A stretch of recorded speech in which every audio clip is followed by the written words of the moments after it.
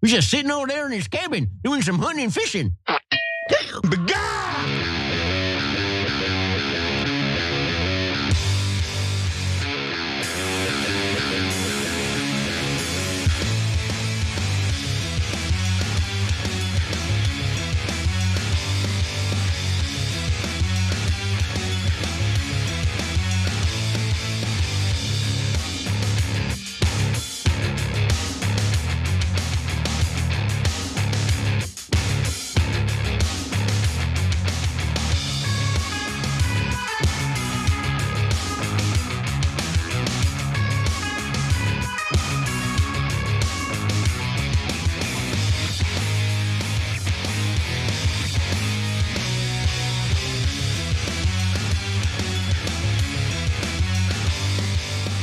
All right, welcome to the Young Turks. Jake, you Greene, Conspirian, everybody. Hi. All right, look at this. We're back. Okay, so do we have a big show for you guys? Of course. So what are we gonna do tonight? We do have, unfortunately, some devastating stories as usual. First, Iran might not want out of the war. Okay, now we're in a world of trouble. And then Trump is talking about attacking some of our allies. Because why not? While abandoning other allies, there's only one ally we are not allowed to abandon. Ally. Okay, that's Israel, of course, as you know. Unfortunately, that leads to stories about torture coming out of the Israeli prison facilities and so-called medical facilities. And unfortunately, we have a case of potential torture by ICE right here at home. Yep. So plenty of devastating news, but we'll wade through it and get through it with you guys and try to get to the right answers.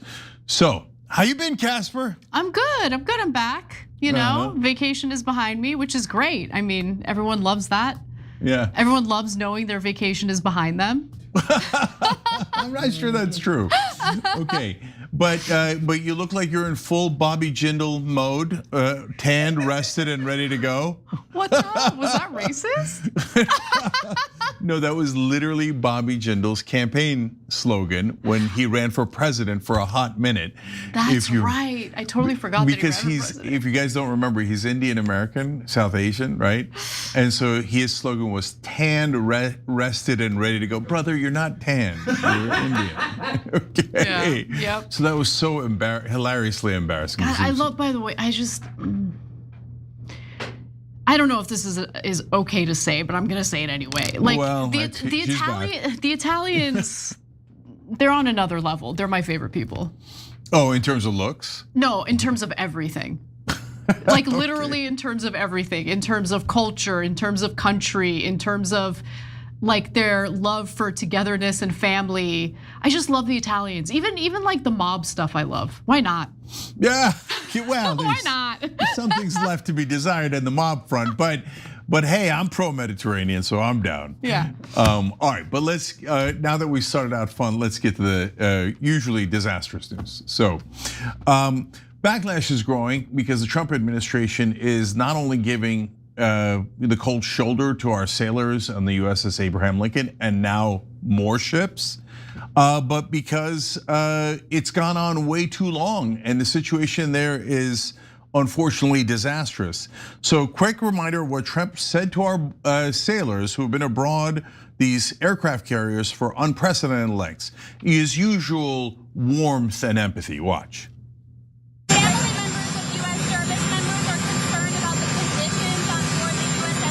No, that ship is moving. No, they're not.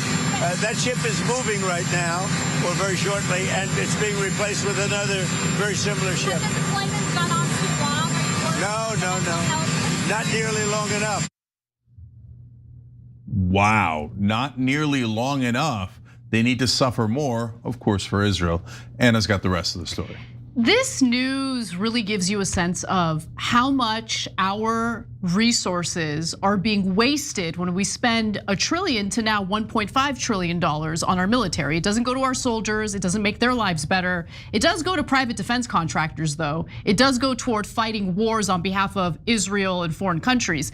But I wanna just talk a little bit about the backlash that the Trump administration is now rightfully facing as a result of their denials in regard to the neglect that our service members have been experiencing aboard these carriers. Now, the wife of a service member was asked to react to what Trump said on Jake Tapper's show on CNN. And I think that her perspective here is incredibly important. So take a look at what she had to say, and then I'll give you some more info. What was your reaction today to President Trump saying that, in fact, he didn't think the USS Lincoln's deployment has been, quote, long enough? Oh my God. I don't think the man thinks before he talks. And I was really hoping that at some point there would be a redemption. Try to redeem yourself at least a little bit with everything that you do and everything that you say. And try to redeem yourself. Have some sympathy, some empathy, take some accountability for what's going on with your military, your ships, in your war. It's infuriating. I mean, we heard what Hegseth said yesterday, what the president is saying today. It's infuriating, essentially saying that families are lying and service members are lying, even though the proof is right here on my phone. It is not fabricated. Nobody is lying. Everybody it's infuriating that they're not taking accountability and not having any sort of sympathy for our service members that they claim to scream and shout that they support when it's politically, sound for them to use support our troops until our troops need support. Well, accountability isn't something that Trump has ever had any interest in. In fact, one of his more recent comments in regard to the war against Iran and how it has impacted the United States and the globe economically was that, he'll never apologize for going to war against Iran. Iran can never have a nuclear weapon, still trying to pretend as though this ongoing war is about nuclear weapons. Now, the woman that you just heard from has chosen to be anonymous. However, there are wives of service members who have gone on the record with their names to talk about what the reality is on these carriers. And one of those wives is a woman by the name of Annabelle Loma, whose husband is deployed on the USS Abraham Lincoln. Loma said her husband had been repeatedly overextended before he tried to jump from the carrier. So this was the story that really blew up this entire situation to the public, and now everyone's aware of how bad things really are for these service members. She told the Navy Times the following, quote, "He's scared. He thinks he'll get a dishonorable discharge. And just because he was burnt out, his 13-year career is ruined just like that. That's not fair. That's not right. That's not what he should be worrying about right now." Now, Loma has since claimed that the Navy tried to cover up what happened with him attempting to jump off board. She says, "I think that it was handled very poorly because they didn't inform me and they didn't want me to know, and they're just trying to cover this up." In fact, a different service member is the person who informed her about what actually happened. And unfortunately, it gets worse. These are statements from an anonymous sailor aboard the ship, the carrier, and this is according to Midas Touch. "This deployment is the worst one, and I pray no other boat goes through the same." More on that in just a minute, because other carriers are going through the same, unfortunately.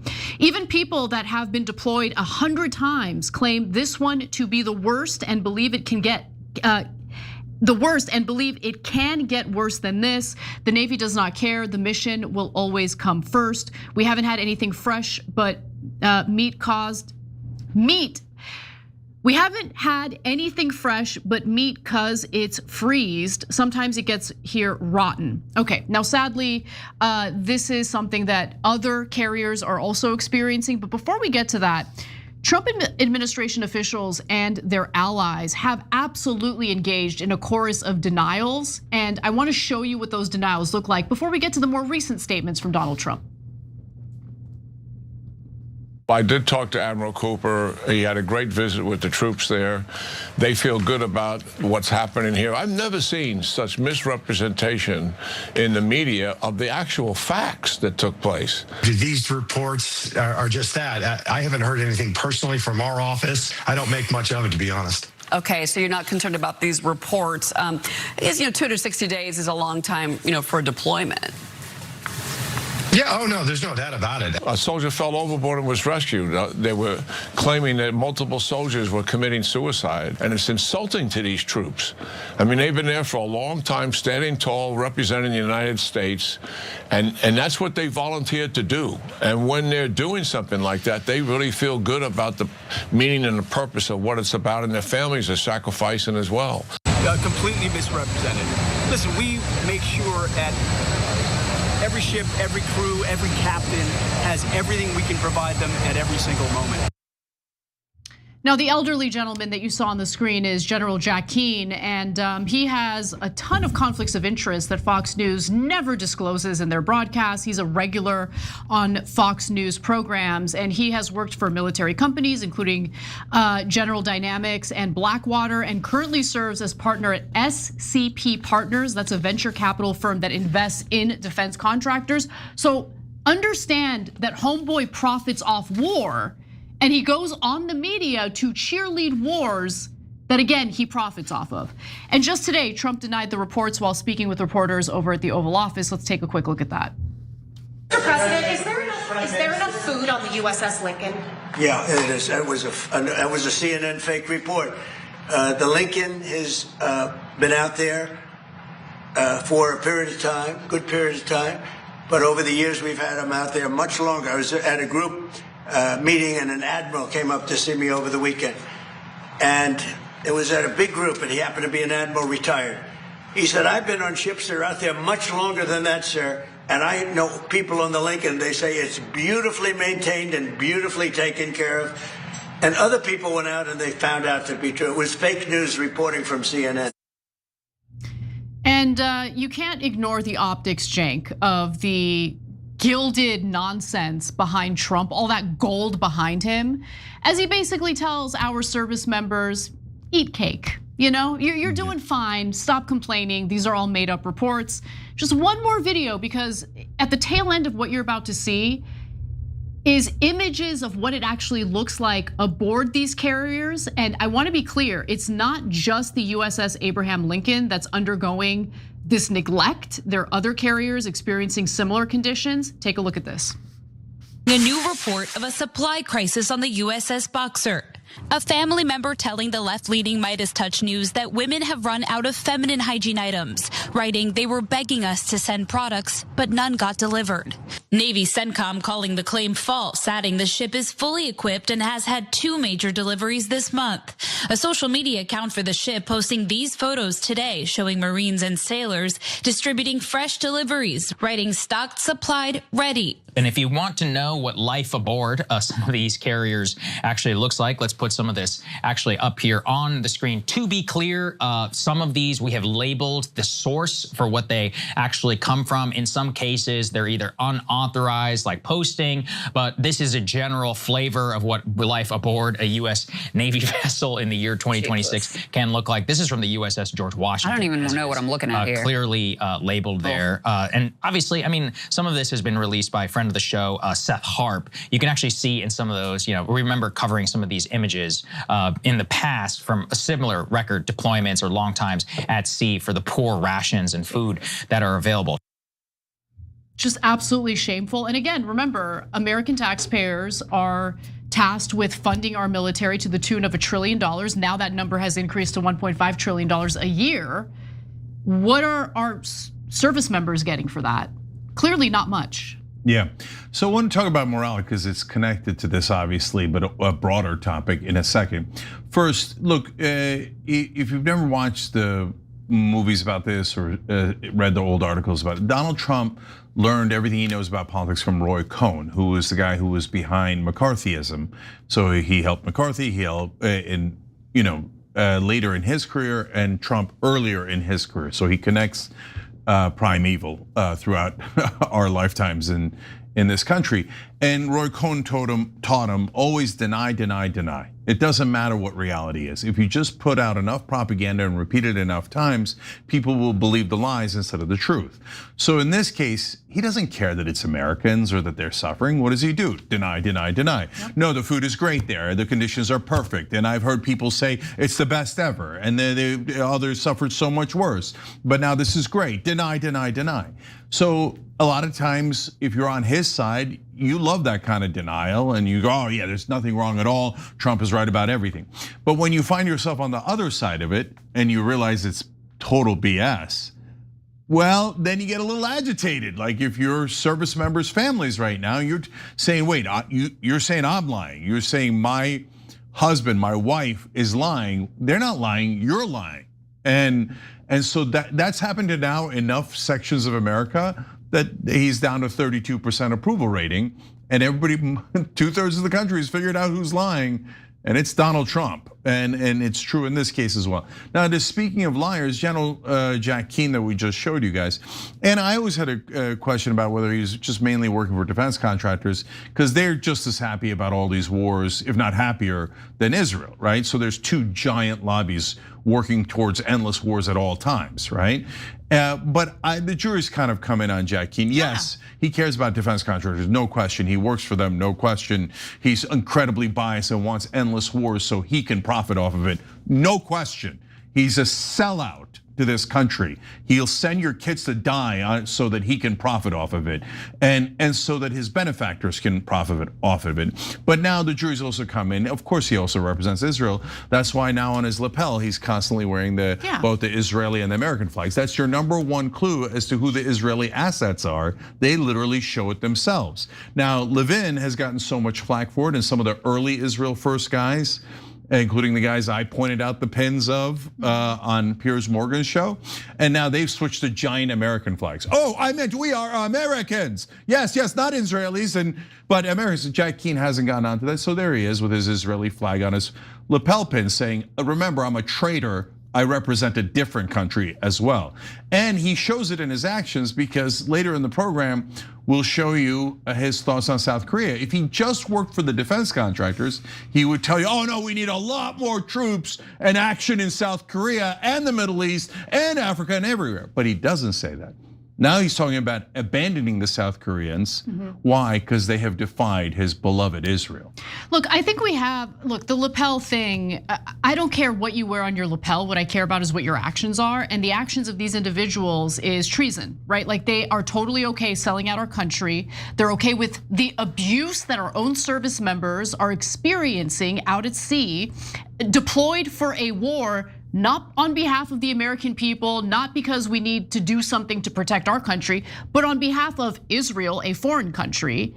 And increasingly, it's becoming very clear to the American people that it doesn't matter which political party you vote for. At the end of the day, you're gonna get Israel. What's best for Israel, and how much can we abuse our resources and our service members in order to carry out Israel's disgusting, loathsome wars so they can expand their borders, right? And look, what is the political solution? What is it? Because we're at a point where our government now feels totally comfortable giving all of us the middle finger, including our service members. Yeah, so later in the program, we're gonna show you how Israel has infiltrated US companies, taken them over, and is now, when the merger happens between the US military technology and Israel's military technology, those companies will be used to funnel all of our intelligence, trillions of dollars worth of intelligence, data, everything we have right straight into Israel for free. But why? I thought they had such great intel, Cenk. I thought we needed them. I thought we needed them. So this robbery is happening on a massive scale, and our government is totally in on it, because other than Ro Khanna and Sarah Jacobs, almost everybody in the House and the Senate was like, yay, let's merge, and so they can steal everything we have, all of our technology and data, and let's pretend it's no big deal. We do this all the time. We did it with Bolivia and Panama the other day. No, we didn't. No, we didn't. It's not normal. We're only doing it for Israel. And today, Jared Kushner goes to Israel, talks to Netanyahu for 4 hours after Netanyahu rejected our peace plan with Hamas. And he comes out and says, oh, well, now we change the terms. Now instead of Hamas disarms, Israel withdraws, Hamas disarms, Israel withdraws, it's now Hamas must disarm everything and trust that Israel will later abide by their terms, which they have not promised to abide by at all. And if they don't, if Hamas does not do these outrageous things we're now demanding, which is a completely different than the prearranged peace plan, he says America promises to help Israel with more offensive operations in Gaza. There's no military in Gaza. The offensive operations is a slaughterhouse. So Jared Kushner, who clearly works for the Israelis, and goes and talks to the head of the Israeli government. And the two sets of Israelis agree, let's rob America blind to commit more genocide and death and destruction, and then pin it on America and make America pay, right? Who's Jared Kushner? He's not even a government official. He has no job with the American government. And by the way, if you don't know, Donald Trump himself has said, Times of Israel has covered it, that he thinks Jared Kushner is more loyal to Israel than to the United States, and that's his son-in-law. Well, I didn't need him to tell me that. That's already abundantly clear. And Jared Kushner, when we say he's the new Epstein, doesn't necessarily mean that he's running a blackmail operation similar to the one Epstein was running. But it does mean that this unelected piece of crap is going around forging all sorts of deals on behalf of Israel. Yeah, and now finally to connect it back to the ships, you don't think it affects our morale that you're asking these guys to suffer and to go way past their deployment and to go through all this crap when they full well know, unlike Iraq and Afghanistan when we first went in, they full well know that this war isn't even for America. It's for a different nation, and we say, you suffer for Israel. You die for Israel. You do everything for Israel. Well, our troops are now going, well, you know what, maybe F that. Look, because I'm not an Israeli and I don't know why you want me to suffer and die for another country. So to your point, Cenk, and I want to kind of put this into perspective, right? Because this has been a record deployment on the USS Abraham Lincoln. 250 days, and it just to put it in perspective, the longest deployment during World War II was 79 days aboard the USS Essex. And then in 2002, the USS Theodore Roosevelt broke the record with 160 days. USS Abraham Lincoln has been deployed for 250 days. That's amazing and outrageous. I didn't know that fact about that the longest we'd gone in World War II was only 79 days. They're going 250. You know why? Because World War II was for us and for all of Europe and all of civilization. And so that wasn't as important. This is just for Israel. Right. So that's way, way, way more important. And American lives don't matter at all if it's for beloved Israel. By the way, they were supposed to come home in May. Now they're saying, yeah, it's August, but shut up. And we'll eventually relieve you maybe in October. Yeah, so they're talking about relieving them by sending over a different carrier.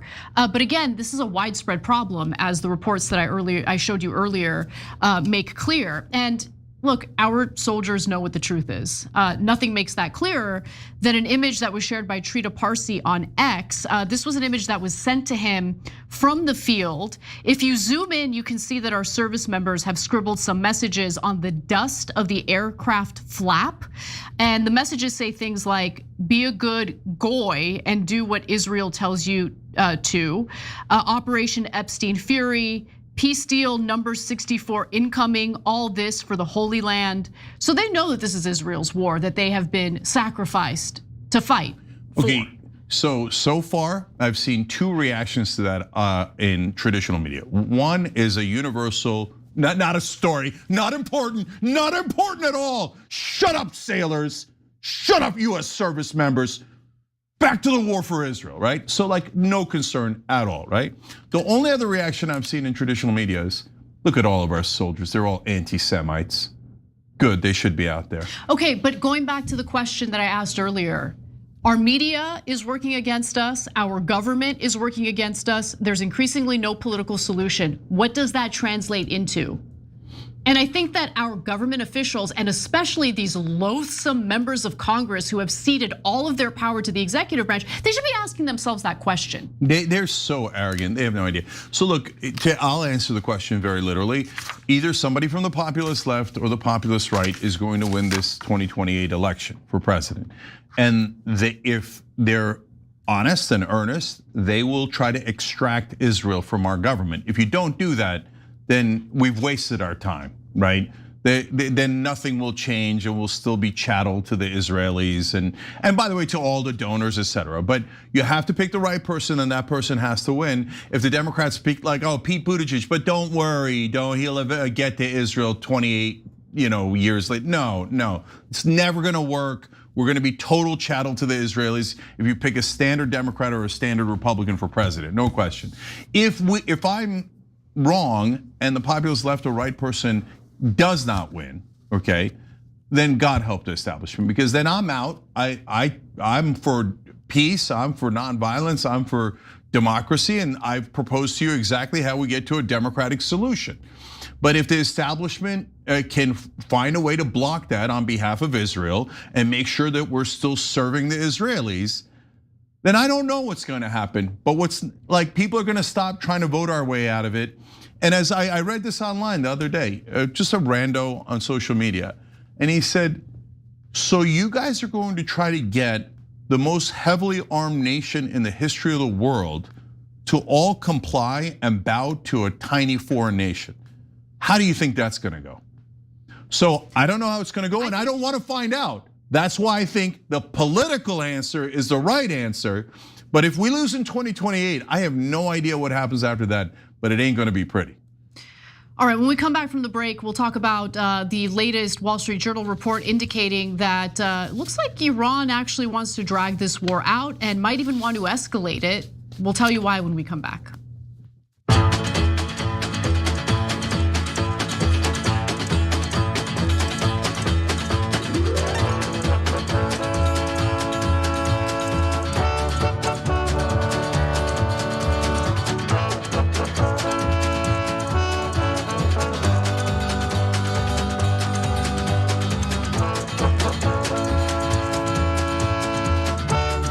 Let's go to our members on TYT.com. Funkin' for Fun says, Trump, no. People are jumping on the ships. That's a funny joke, but there's a 15% chance he literally says that within the next couple of weeks. So that's why it's funny.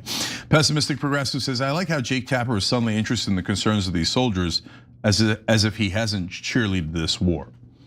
Yeah, no, Jake Tapper, if you told him, say, oh, no, I'm objective. I don't have an opinion on the war. I don't have an opinion on Israel. No, what? I just know that everyone who criticizes it is an anti-Semite whose lives should be absolutely destroyed and shredded to pieces. And we should do everything Israel commands of us, but you're not allowed to say it, and I'm a journalist and I'm objective. Anyway, we all know who Jake Tapper is. Okay, put on your pom-poms for Israel. We can see you super clear. K-Dragon battling for truth and justice says, Trump wants to keep them out there on the cheap for as long as possible. Damn their families, damn their health. Just make sure the defense contractors get their money. Now I'm getting mad and we've only just started. Well, fair enough, and that's the state of the country.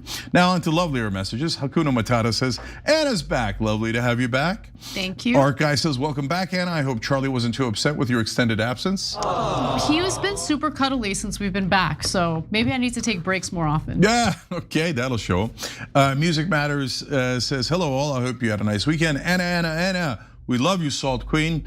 Nerd Ferguson says, Mama Bear and Papa Bear back in the den together. The world is healing. Well, we're certainly fighting for the world, that's for sure.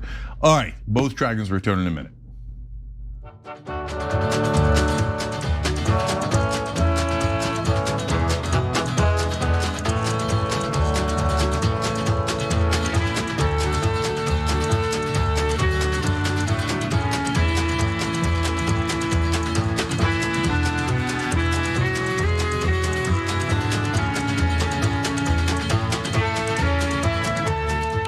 All right, back on TYT, Cenk and Anna with you guys. And as usual, we're gonna tell you about something that could actually help you through one of our sponsors. Our sponsors help us survive and we appreciate them for it. And we try to find the right ones for you guys so it helps you. And so far we've heard back from a lot of you that ChiliPad 2.0 is helping you. So what it is it's a water-based mattress topper. So you don't actually have to replace anything. It doesn't get rid of your mattress. It's precise, consistent comfort. The new nightstand remote senses when you get into bed and kicks in automatically. You control your bed temperature from 55 to 115 degrees all night long. It uses water to cool your body, which you need. Otherwise, your stress leads to a higher body temperature and prevents you from sleeping. Dual zones mean you and your partner each set your own temperature, no subscription needed. You get a 2-year warranty and they're designed and assembled right here in the USA. Bing. Visit www.sleep.me/TYT to get up to $255 off your ChiliPad 2.0 with code TYT. That's www.sleep.me/TYT. itamar.com/TYT. Free shipping, free returns, and a 30-night trial so you can test it out, dream big, and wake up better. All right, so now let's go to our next story. A new report in the Wall Street Journal claims that Iran has been secretly preparing to escalate the war during the 60-day ceasefire and memorandum of understanding. Now, what's critical in that story is why they chose to do that. So let's get the whole story from Anna and find out. The way that proponents of the war against Iran are talking about this report would make it appear as though, these super slimy, slippery Iranians pretending like they're engaged in a good faith effort to strike a peace deal with the United States, but secretly they were preparing for more war. In reality, the Iranians rightfully don't trust the Trump administration. And the 60 days in which this MOU was allegedly in place, even though there were, breakouts in war throughout the 60 days, Iran was preparing for what they know is gonna come after the 60 days are up, more war against Iran. And so, what we've seen is they've been preparing in a number of different ways. Now, during the MOU, they were under the impression that the Trump administration only wanted to agree to the MOU in order to provide a little bit of economic relief to the globe by allowing transit through the Strait of Hormuz, and for the United States to basically buy time to prepare for a bigger offensive against Iran. And I think they're right in predicting that. So yeah, behind the scenes, they've been rebuilding their missile capabilities. They've been rebuilding infrastructure that's been destroyed in US airstrikes against Iran. And I believe that they did the rational thing. They prepared for a possible escalation and continued war with the United States. So just to give you a few examples of what the Wall Street Journal has outlined here, Cenk, in regard to what they've been doing. Their hardline leaders have given the IRGC, the Islamic Revolutionary Guard Corps, more control of the country's army. The IRGC has appointed hardened veterans of the Iraq War and passed internal crackdowns to key posts. They've expanded domestic counterintelligence operations, probably to see if there's any other Mossad agents, trying to stir the pot on the ground in Iran. And they've also ramped up missile and drone production.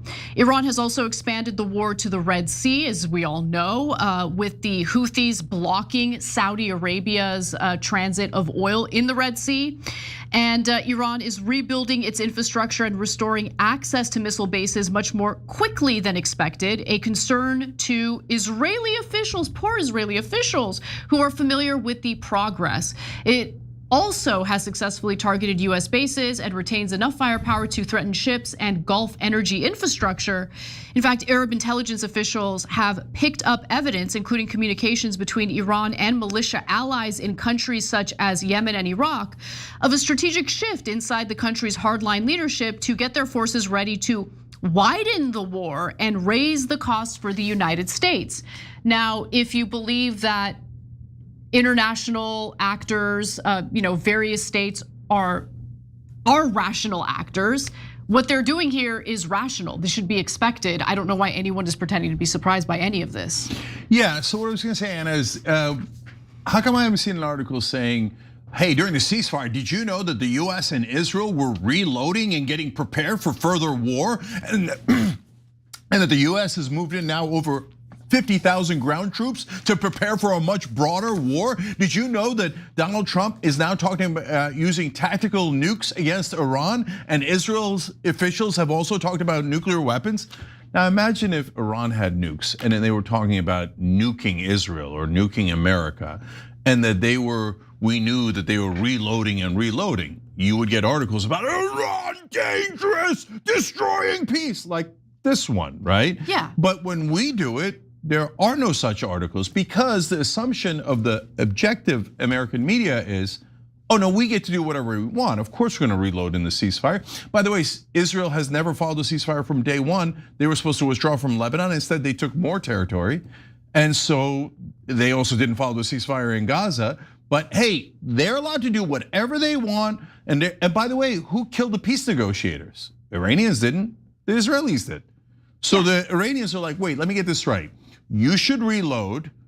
You should violate the agreement in every way, shape, and form, including bombarding the hell out of us for 12, 13 nights in a row. And we should just sit here and take it and you should murder our peace negotiators and our top 49 leaders, including the equivalent of our Pope, our top religious leader, and we should just sit here like suckers and wait for you to attack us again. I'm sorry, Wall Street Journal and America and Israelis, that we weren't the suckers that you wanted us to be. I guess we're so bad. You know who invaded who? We invaded them. They did not invade us. We attacked them. They would be utter morons if they weren't further preparing for the next stage of the war that Israel has promised. And the US is, I can't tell, golly gee, I don't know what I'm gonna do. I know what you're gonna do. You're gonna follow Israel's orders, because that is what you do 100% of the time. And if there's one thing that this war has made abundantly clear, it's that the Iranians aren't stupid and are much more strategic than our media and our government would have you believe. And by the way, I mean, look, why would Iran trust the United States? The United States attacked Iran twice in the middle of peace negotiations. Surprise attacks. Yeah. The equivalent of a military sucker punch in the middle of peace negotiations. So Iran, in my opinion, is perfectly justified in building up its military capabilities in the middle of this, in my opinion, phony MOU. Now, just real quick on that, Anna. So to the point of the surprise attack. Now, what's greatly frustrates me about traditional media is, so we shared a story with you guys earlier about how they said, yes, the reason Iran hit a ship in the Strait of Hormuz in the middle of the MOU was because we were using an unauthorized route through near Oman. And in the MOU, we were not supposed to use that route. If we kept using it, then Iran would have no leverage at all, right? Right. And we were in violation of the MOU. So Iran hit a ship or several ships going through the, Iran hit the ships going through the Oman route. Okay, now pause. I'm gonna interrupt you now, because that is what happened. That is legitimately what happened.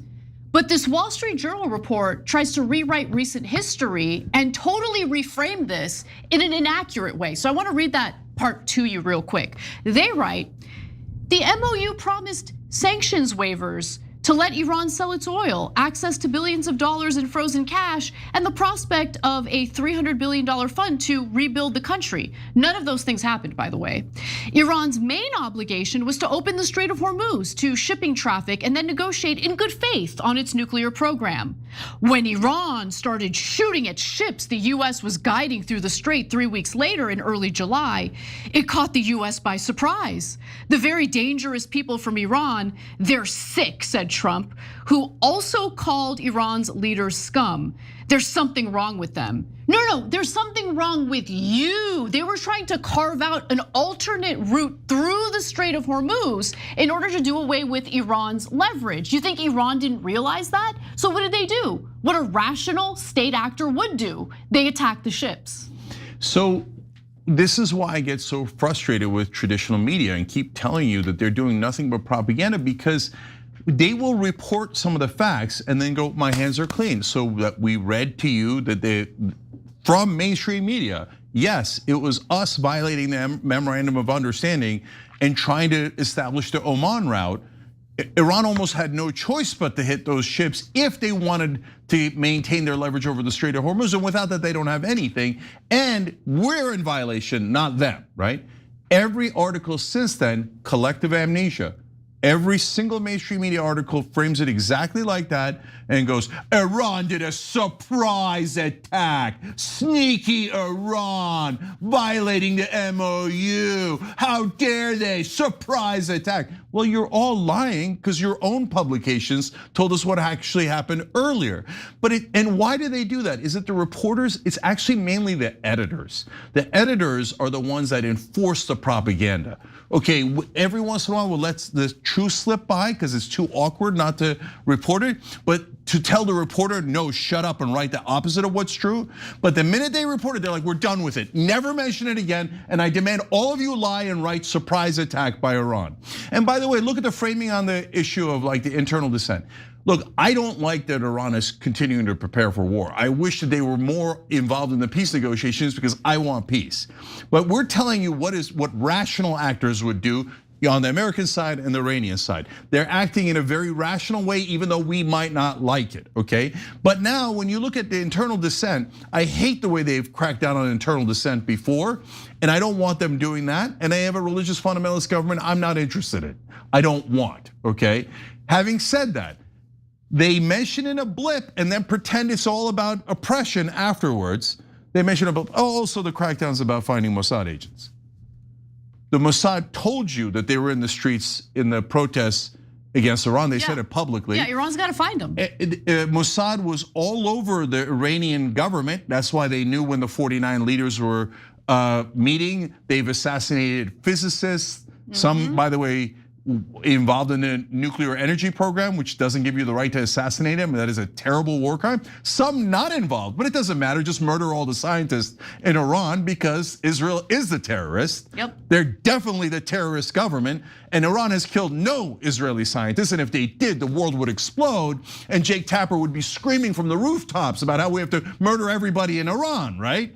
But Israel murders scientists after scientists in Iran. Everybody goes, oh, that's totally normal. So the crackdown is to find the Israeli agents within the Iranian government. They admit it once, and then even within the same article, collective amnesia, crackdown, vicious, terrible people against dissent. And no, they're trying to find, very logically, find the Israeli spies in their government, which I wish we would do.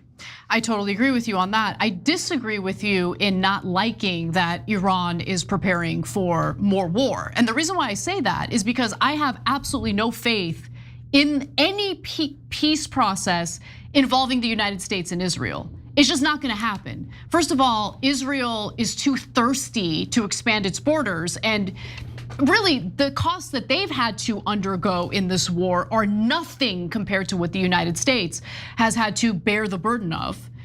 At the same time, the US is a puppet of Israel and is not really engaging in the peace process in good faith. So the only deterrent that I see in this scenario is one in which the United States has depleted its military assets, including interceptors and missiles. At the same time, Iran has been building more drones, more missiles, which could hopefully serve as a deterrent from us re-engaging and reigniting kinetic warfare against Iran. I understand what you're saying. I understand that's rational action by the Iranians. I'm just saying I'm rooting for peace. So I wish while they were doing that at a minimum, that they would more thoroughly, get involved in the peace negotiations. How could they, Cenk? No, they claim that Iran and Oman are actually working on a real peace deal.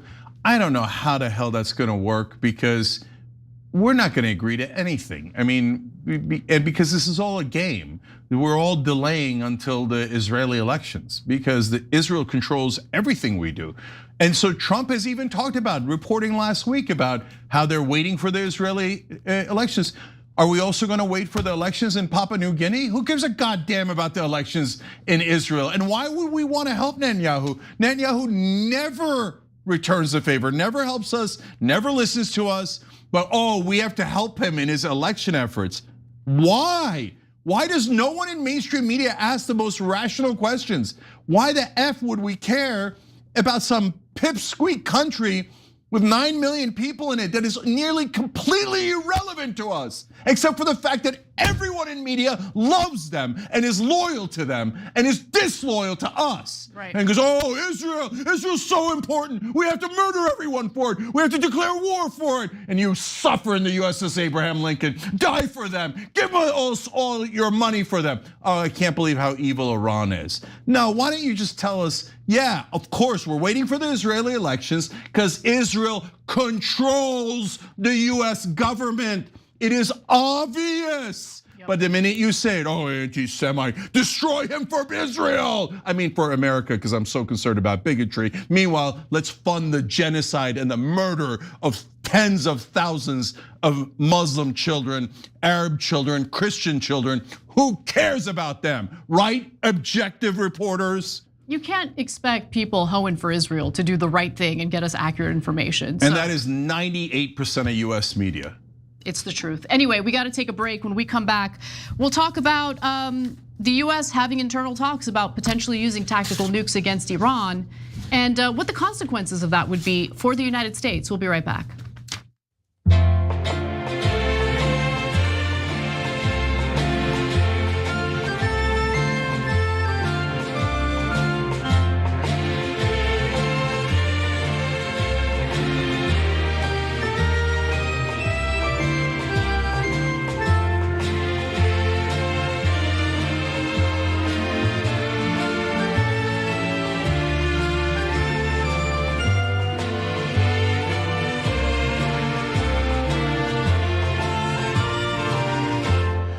right, reading some of these blind. Let's go to Super Chat. Aisha Abbasi says, hey guys, saw Anna's Kefi address the other day. You're such a queen, Anna.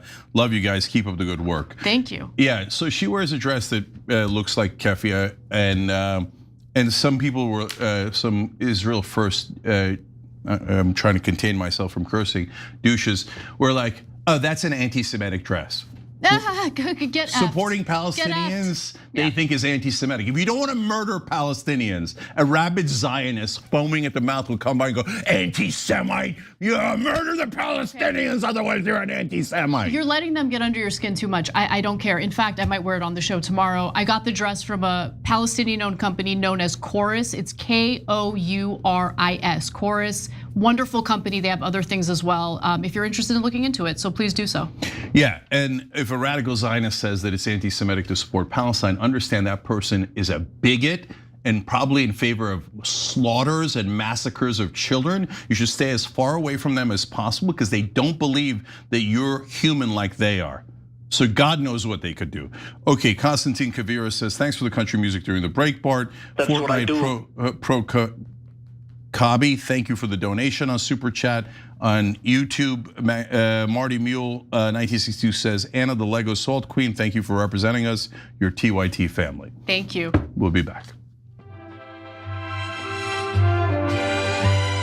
That's what I do.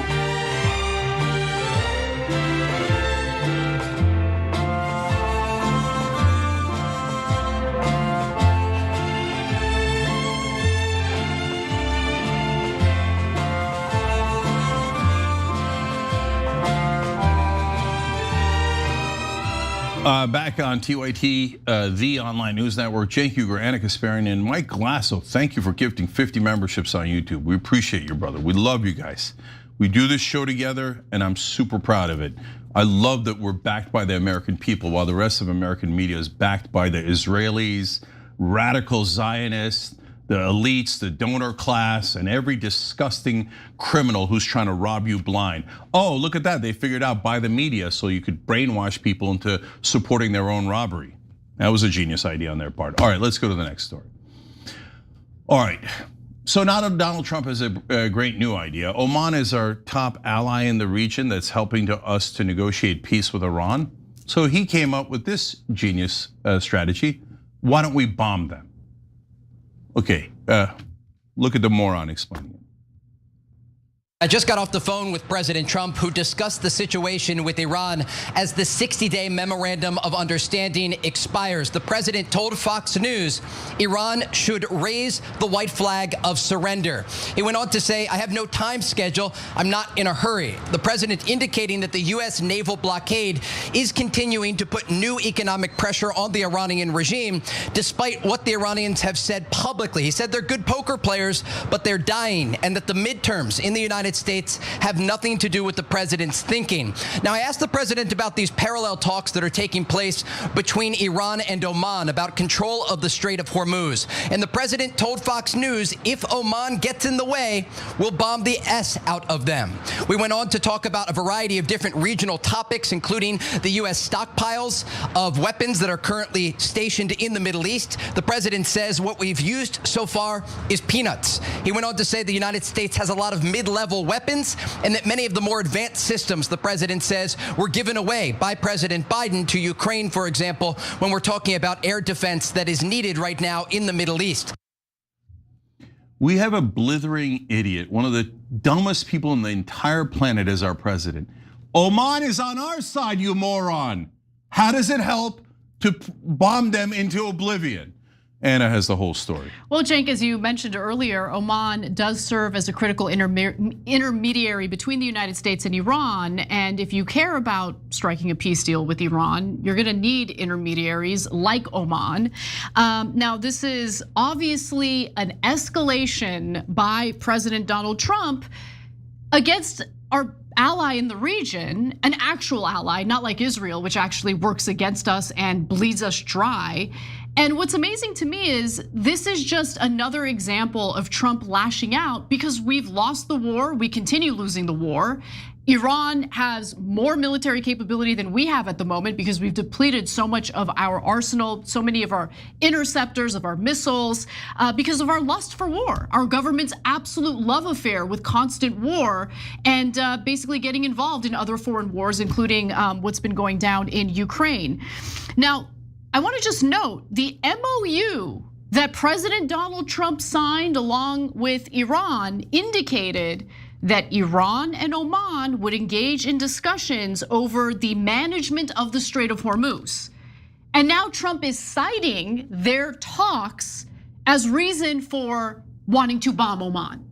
He's saying that Oman is interfering with the process. Okay, so look, this is, again, just another example of what a president who has lost a war looks like.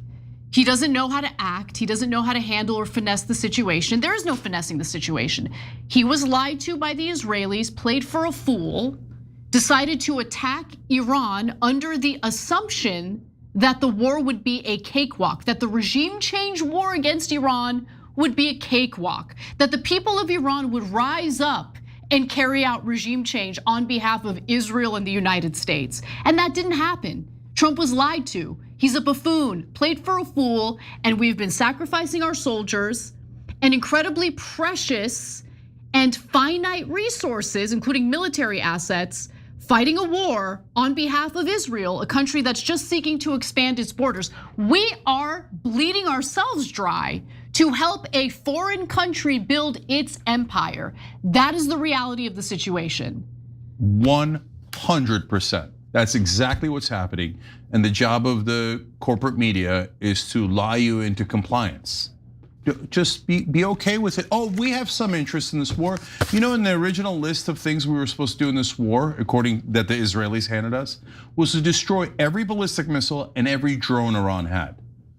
Hilarious. How is that even remotely in American interest? Why do we have to spend an enormous fortune, let alone having our guys killed, to destroy Iranian drones? What are they gonna fly across all of Europe and the Atlantic to get to us? Oh, right, but they could hit Israel. So it's our job to make sure that we destroy Iran on behalf of Israel so they don't have to worry their pretty little heads. But the good news is that's why the soldiers on their, and the sailors on their ships are suffering so long now. Oh, right, they're not. No, that's our soldiers, that's our sailors, and it's our soldiers dying. The Israeli army is only to murder defenseless children and women. Yeah, they excel at that. Yeah, they're really good at that. They include have snipers who murder 5-year-olds. Yep, shoot them in the head and the chest. That's right, and they're great at torturing detainees and murdering them as well. But if you have any kind of defenses, we're gonna need the Americans to do our dirty work for us. That's exactly right. And another sign that the Trump administration and Trump himself fully aware of how desperate they are because they have lost this war against Iran. I mean, we went from we're gonna carry out regime change and we're gonna ensure that there are no nuclear weapons in Iran. Those were the goals in the beginning. Now the only goal is we gotta get the Strait of Hormuz open, okay? And we don't have the means to do that. There's no way to do that militarily. And so now Trump is so desperate that according to an X post by Marjorie Taylor Greene, there are internal discussions about the possibility of using tactical nukes against Iran, which is unhinged to say the least. I'm gonna read you the relevant portions of her post on X where she says that they're discussing using nuclear weapons on Iran in strategy meetings. Yes, you read that correctly, it's real. I'm not speculating, I know, and it's pure evil. Our government is the one actually discussing lowering the nuclear threshold in order to use nuclear weapons against Iran, even though Trump claims he's won the war like 40 times and says the US controls the Strait of Hormuz.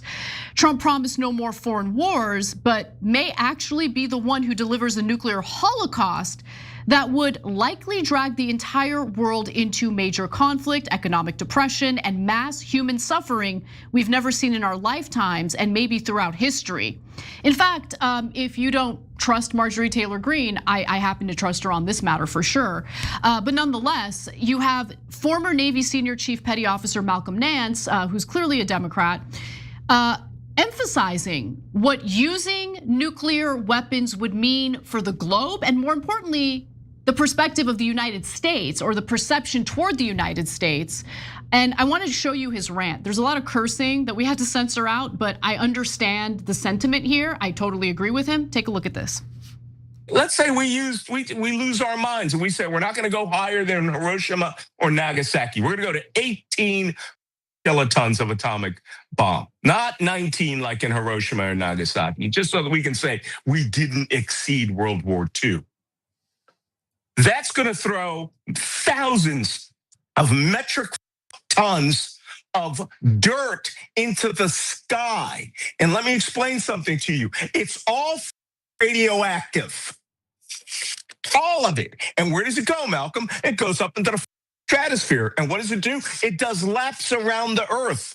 And every lap, it falls down into the grass, into your wheat. And it may be low dosage radioactivity, but it will be in your milk in 72 hours. And every country in the world is going to hate us the next day. It is interesting, two nuclear powers, the United States and Israel, have been threatening to irresponsibly use nukes. And these are the two countries that are apparently the arbiters of what other countries are allowed to have nuclear weapons. Yeah, so the ostensible reason we went into this war was to prevent Iran from getting nukes because we were worried that they might actually be crazy enough to use them. And now we go into the war and we start losing by a tiny bit, and all of a sudden we're like, let's nuke them. Let's consider nuking them. Wait, I thought that was the whole purpose of the war, so that no one uses a nuclear weapon. They're like, no. The purpose of the war is to destroy Iran on behalf of Israel. Exactly. The nuclear weapons was an excuse. I mean, look, the North Koreans built tons of nukes while Trump was president. No one cared because they're not bothering Israel.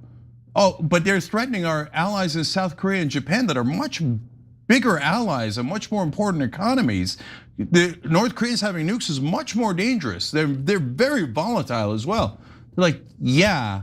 What does that have to do with Israel? Don't care at all. Have never cared about nukes. It's always been a giant lie. And what did they lie us into the war with Iraq with? Weapons of mass destruction. Who actually has weapons of mass destruction? Israel does, and we do. And now we're both talking, and the Israeli government officials have also mentioned, well, maybe there's time for nukes. Remember when Donald Trump said, watch Mark Levin tonight on Fox News. And Mark Levin talked about maybe we should use nukes.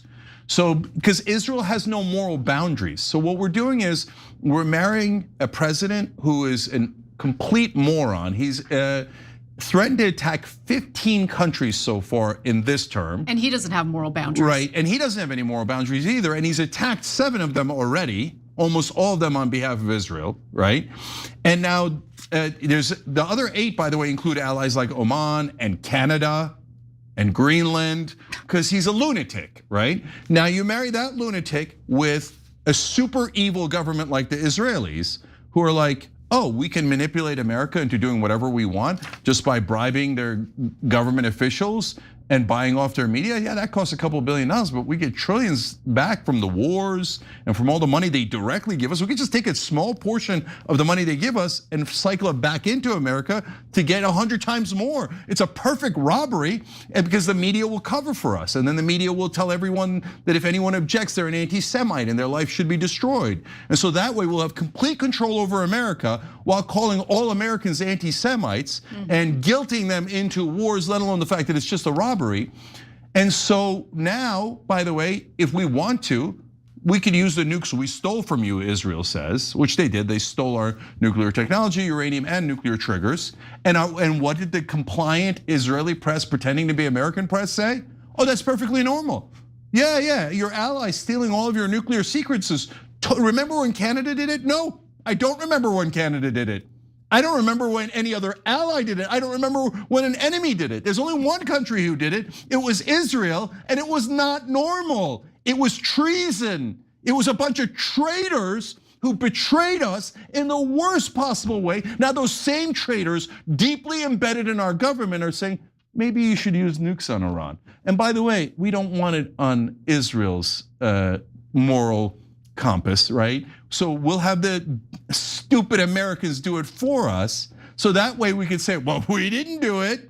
The Americans did it. It's their fault. It's their problem. Okay? So that's what's happening right now. And by the way, Great credit to Malcolm Nance, because otherwise I'd have to say Marjorie Taylor Greene being more humane and decent and moral than literally almost any Democrat in the country and anyone in mainstream media. The same people who said she was terrible and immoral, they're all like, oh, nukes, yeah, so what? As long as Israel wants it. I bet it's not true anyway, until you say that it's totally normal afterwards. And you guys are disgusting, immoral people who wouldn't mind nukes if Israel uses it or we use it against Israel's enemies. At this point, on the most important issue, nuclear holocaust, Marjorie Taylor Greene, infinitely more moral than anyone in mainstream media and nearly any Democrat. Until you do as Malcolm Nance has done and we have done and condemn the idea of this Holocaust we would do on behalf of Israel, then you're a scumbag who loves Holocaust and loves it when your beloved Israel is asking us to do it or they're planning to do it themselves. And if you don't do it, it's obvious who you are. It's super obvious, and I'm not making you do either. You have all the free will in the world. Dana Bash could go on air tomorrow. Everybody at the New York Times, everybody in Hakeem Jeffries, Chuck Schumer, all Democratic leadership could go on the air tomorrow and go, what the hell are we talking about? Nukes? Are you insane? Does anybody remember the war was to prevent nuclear weapons? You goddamn liars, you disgustingly immoral creeps. Yeah. So far, zero outside of Malcolm Nance and Marjorie Taylor Greene. You know, shockingly, no comment from Israel's puppets like Elika Laban, who purported to want to go to war against the IRGC on behalf of the Iranian people. Now you have internal discussions in the United States government about using tactical nukes against Iran, which would kill a lot of Iranian civilians. Mum's the word. Mum's the word. Yeah. And Bill Maher had a fake Iranian on a stupid podcast over the weekend, and he's like, "Oh yeah, I want you to bomb Iran more." Yeah. Oh yeah, I am Iranian, not Israeli. I'm not paid by them at all, or whatever. I don't care if he's paid. I don't care at all. There's a bunch of morons here who've never been to Iran. Yes, their families from Iran, and they're like, "Oh, we used to steal so much from that country. Oh, we ran this business and that business and that business, and well, we were in charge of Iran, and we want to be in charge of Iran. Nuke them, bomb them, kill all the Iranians. Who cares? I'm from Iran." And oh, golly gee, look at that. That's the one guy Bill Maher had on his show from Iran. Yeah. That's so weird that he didn't have any rational person from Iran who says, maybe you shouldn't murder my family members in Iran. Right. Or someone representing the majority of the Iranian diaspora who don't like the way this war is going. But anyway, those people totally silenced. But you have lunatics who advocate for bombing their homeland. Okay.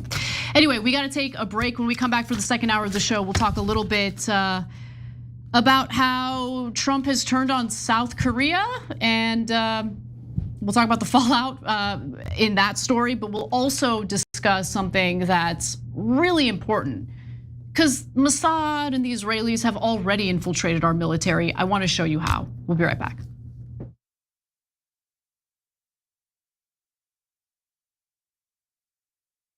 I don't care if you're Christian. In fact, I will fight for you to have your religious liberty and practice your Christianity.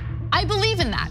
I don't believe in Christianity, which means that you do not get to dictate the way I live my life based on your religion. I don't care what the Bible says. You have every right in the world. All those women who identify with your religion have every right in the world to not get an abortion, to not take birth control, but they do not have the right to dictate my life and what I decide to do with my body. I don't care about your goddamn religion. I'm so tired of having nonstop conversations about what the Bible says. You live your life in the way that you interpret the Bible.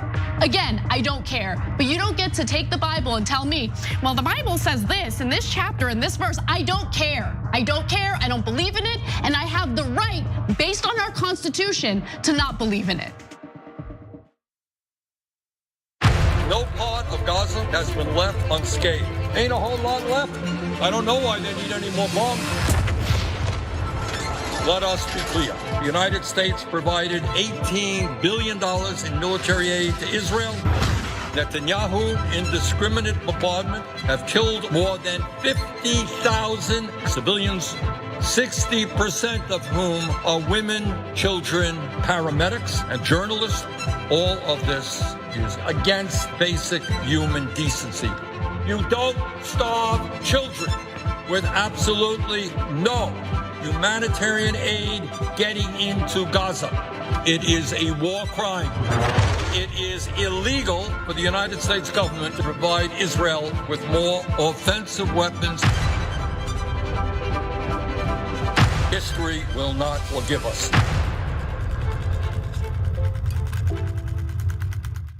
We've been on our phones too much. I feel like we just need to touch grass or something. I told you.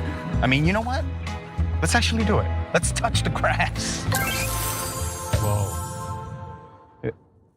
Andrew Yang? It's not racist, right? It's him. Yes, it is I, Andrew Yang, out here giving money away as usual. Wait, but literally? Do you use a phone?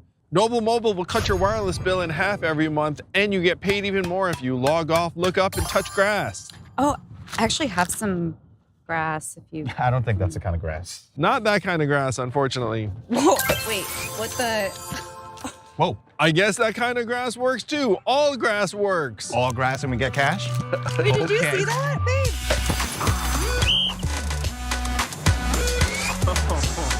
Noble Mobile, make it rain, girl, make it rain, make it.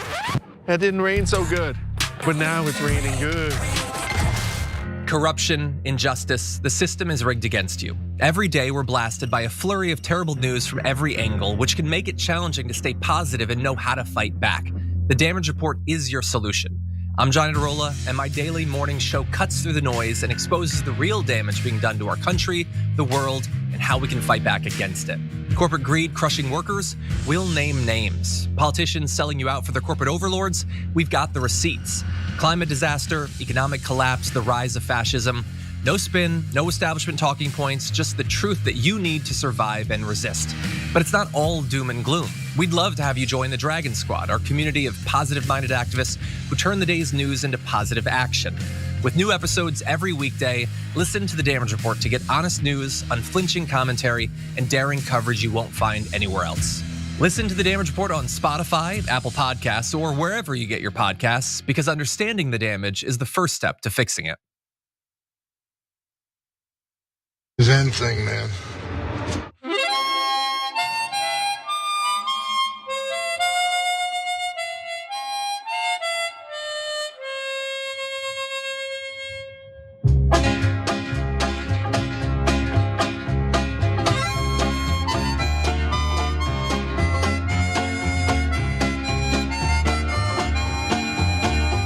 He's just sitting over there in his cabin doing some hunting and fishing.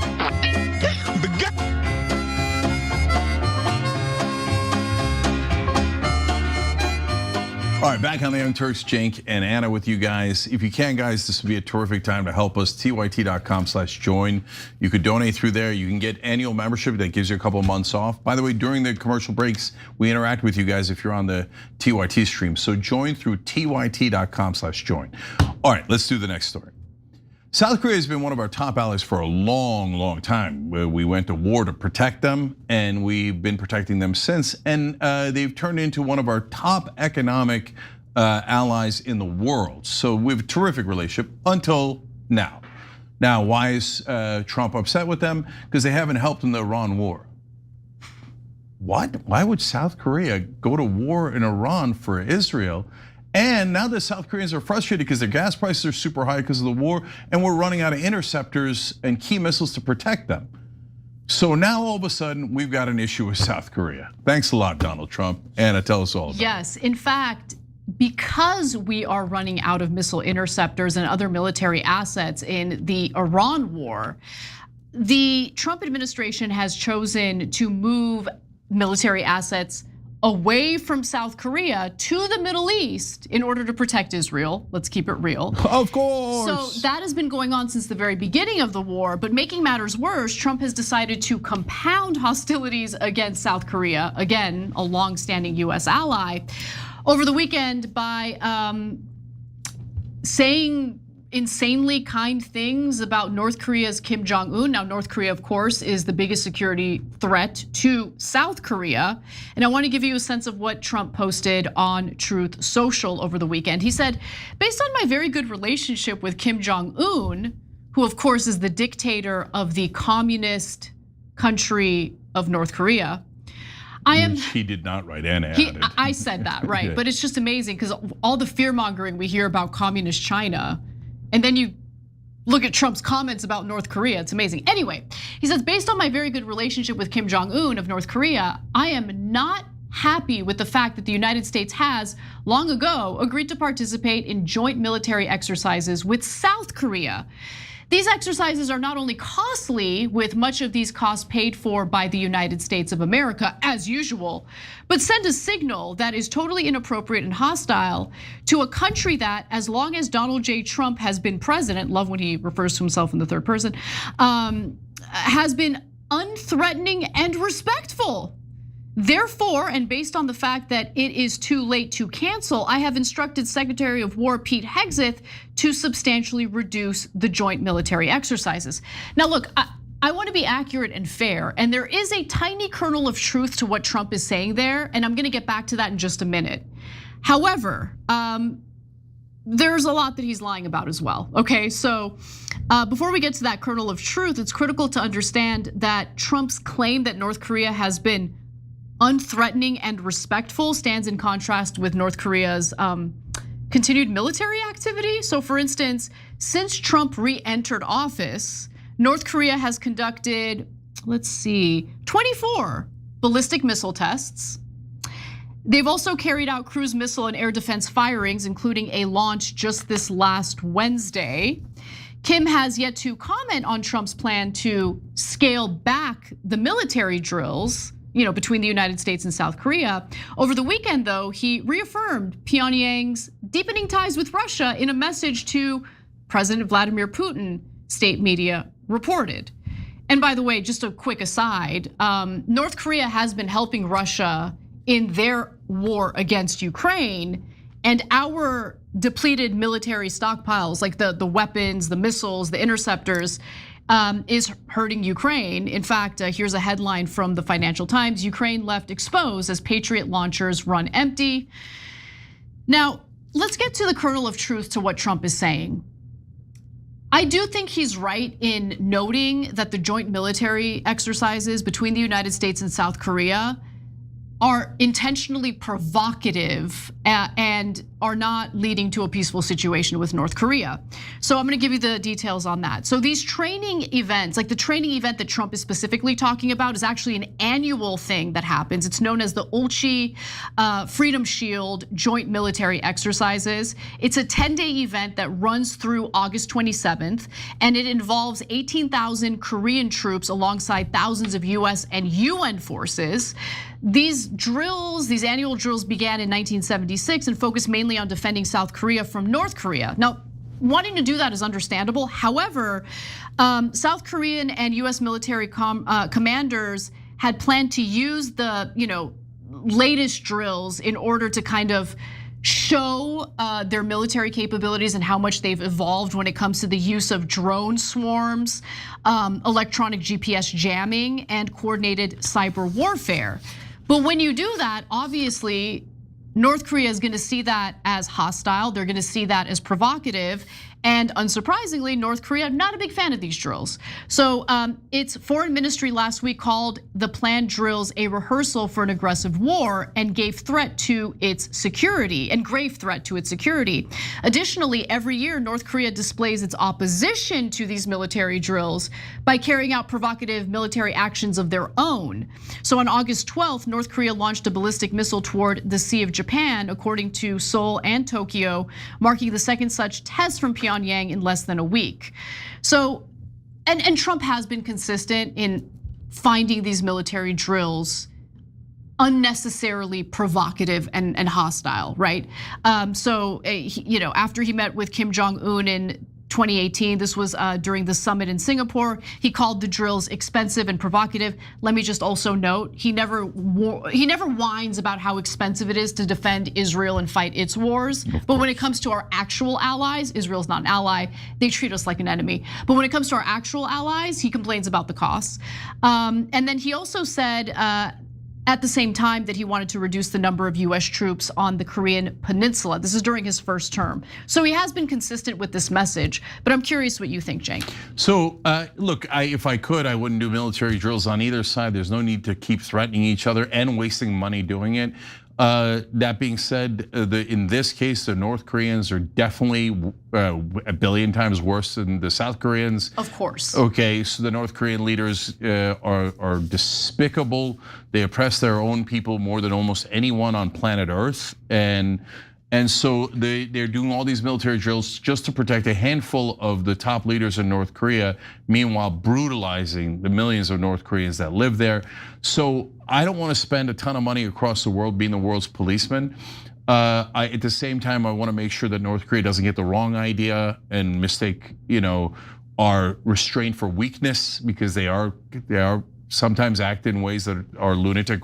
That's all the things they say about Iran is actually true about North Korea, but we ignore them completely because the Israelis say it's no concern of ours.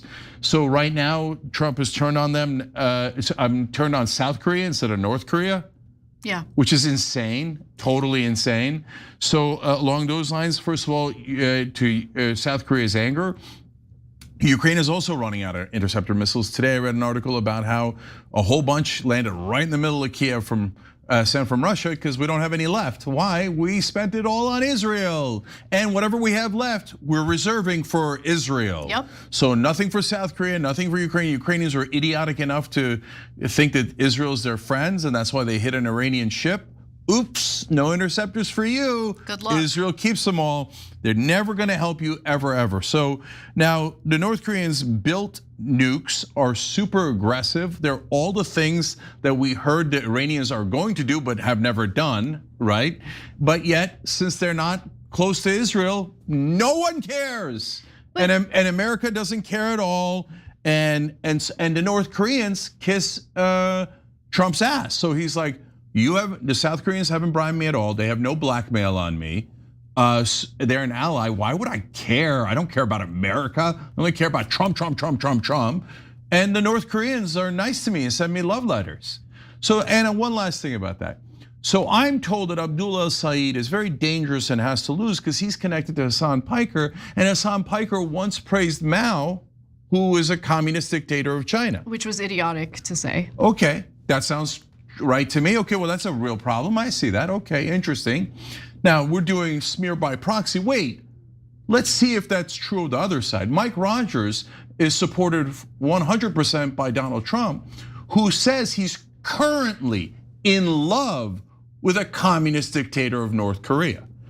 Imagine if Hassan, let alone Abdullah al-Said, had said that he was in love with a communist dictator like Kim Jong-un.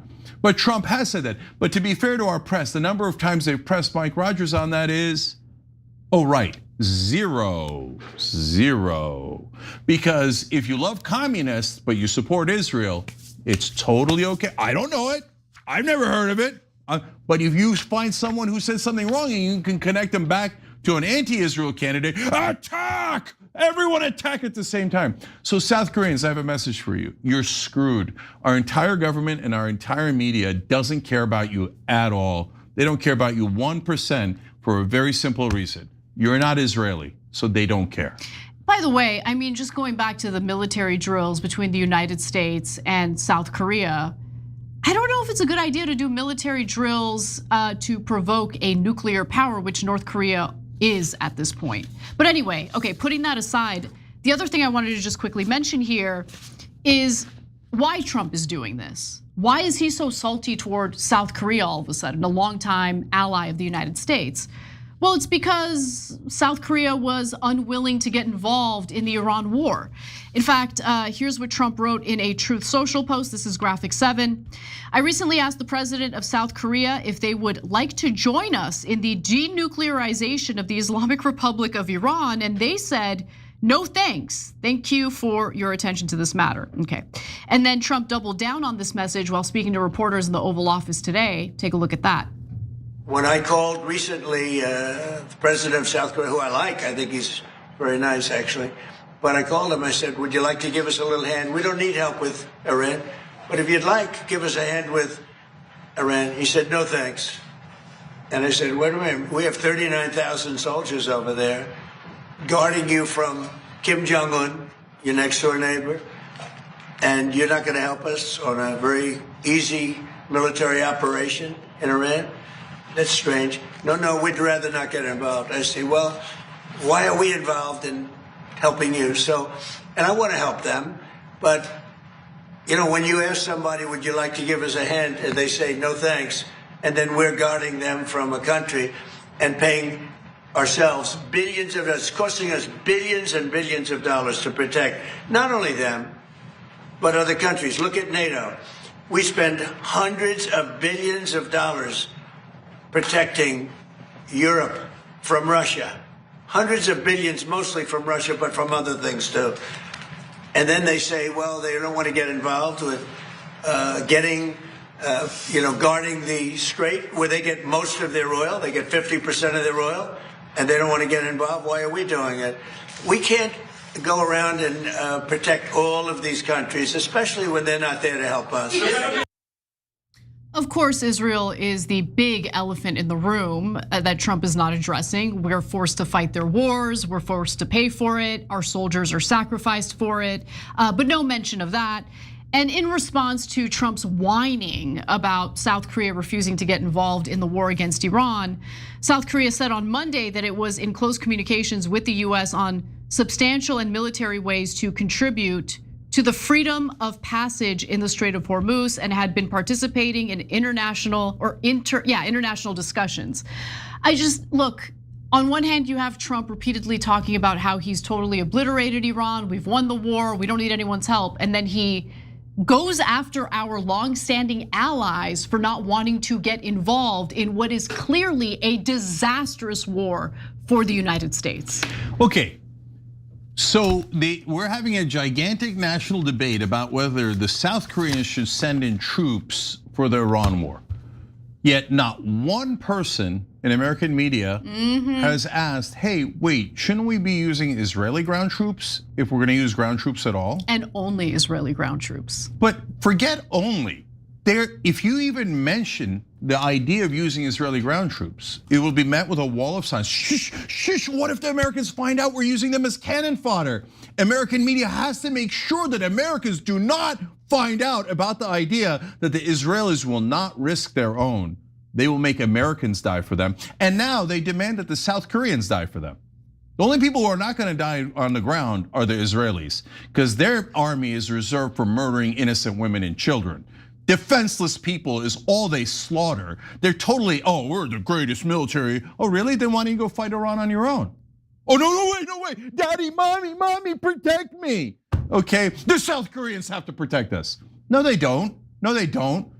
And now Donald Trump, we've triggered two things here, the two most important things in America. Donald Trump's ego. I told them to work for Israel and they wouldn't do it. And they have upset me because they've disobeyed my orders. My ego is paramount. Shut up, you buffoon. You don't even represent America. You're embarrassing. And then the second thing, of course, is if you don't die for Israel, Israel's gonna use American government to hurt you. And so now we're saying to the South Koreans, you better go help Israel. Otherwise, we might leave you defenseless against the North Koreans. And maybe millions of your citizens' lives will be at risk now because you've made the grave offense of disobeying the Israeli orders. They told you to go die for them, so shut up and die for them, just like the Americans are. And by the way, when we asked during the Iraq war, hey, how come there are no Israelis risking their lives? Because the Israelis definitely wanted the Iraq war. They said Iraq was their #1 enemy at the time. And look at that, conveniently, they didn't have weapons of mass destruction. Oops, we got fake intelligence from Israel, and then we were inside Iraq. with our ground troops dying every single day. And when we asked why aren't there any Israelis, they said, well, you don't want to antagonize the people on the ground, and sending in Israeli soldiers would only antagonize them. Right. That's why we had to have all of you die for us. Just to have the cable news guys at New York Times repeat it. I bet they believe it. I bet they believe it. And they did. We did it during the Iraq War, and here we are pressuring everyone in the world to go die for Israel except the Israelis. When we come back, we'll talk a little bit about how Mossad and the Israelis have already infiltrated our military without even having to pass a provision in the National Defense Authorization Act. That story and more coming up. Don't miss it. Your all-time favorite president, me.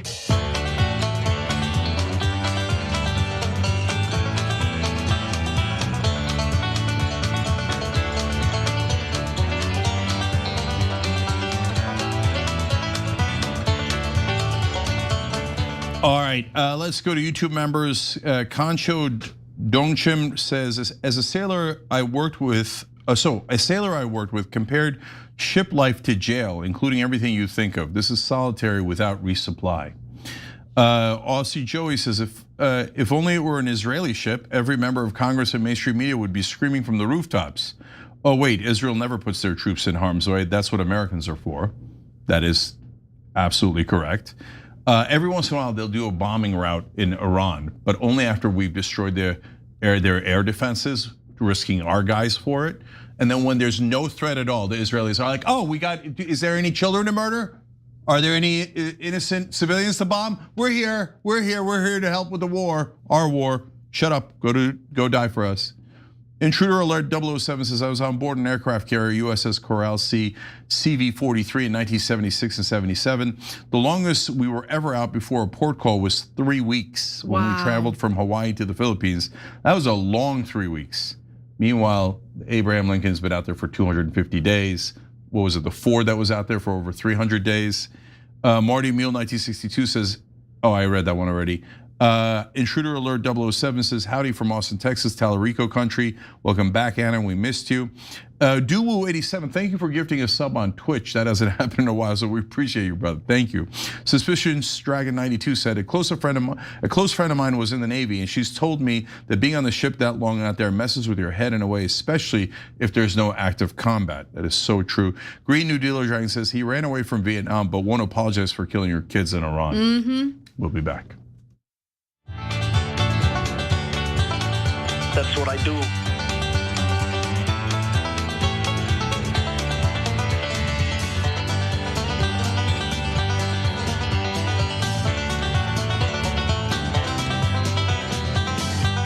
All right, back on TYT, Cenk, Anna, and a new handle that just joined on tyt.com/join that I love.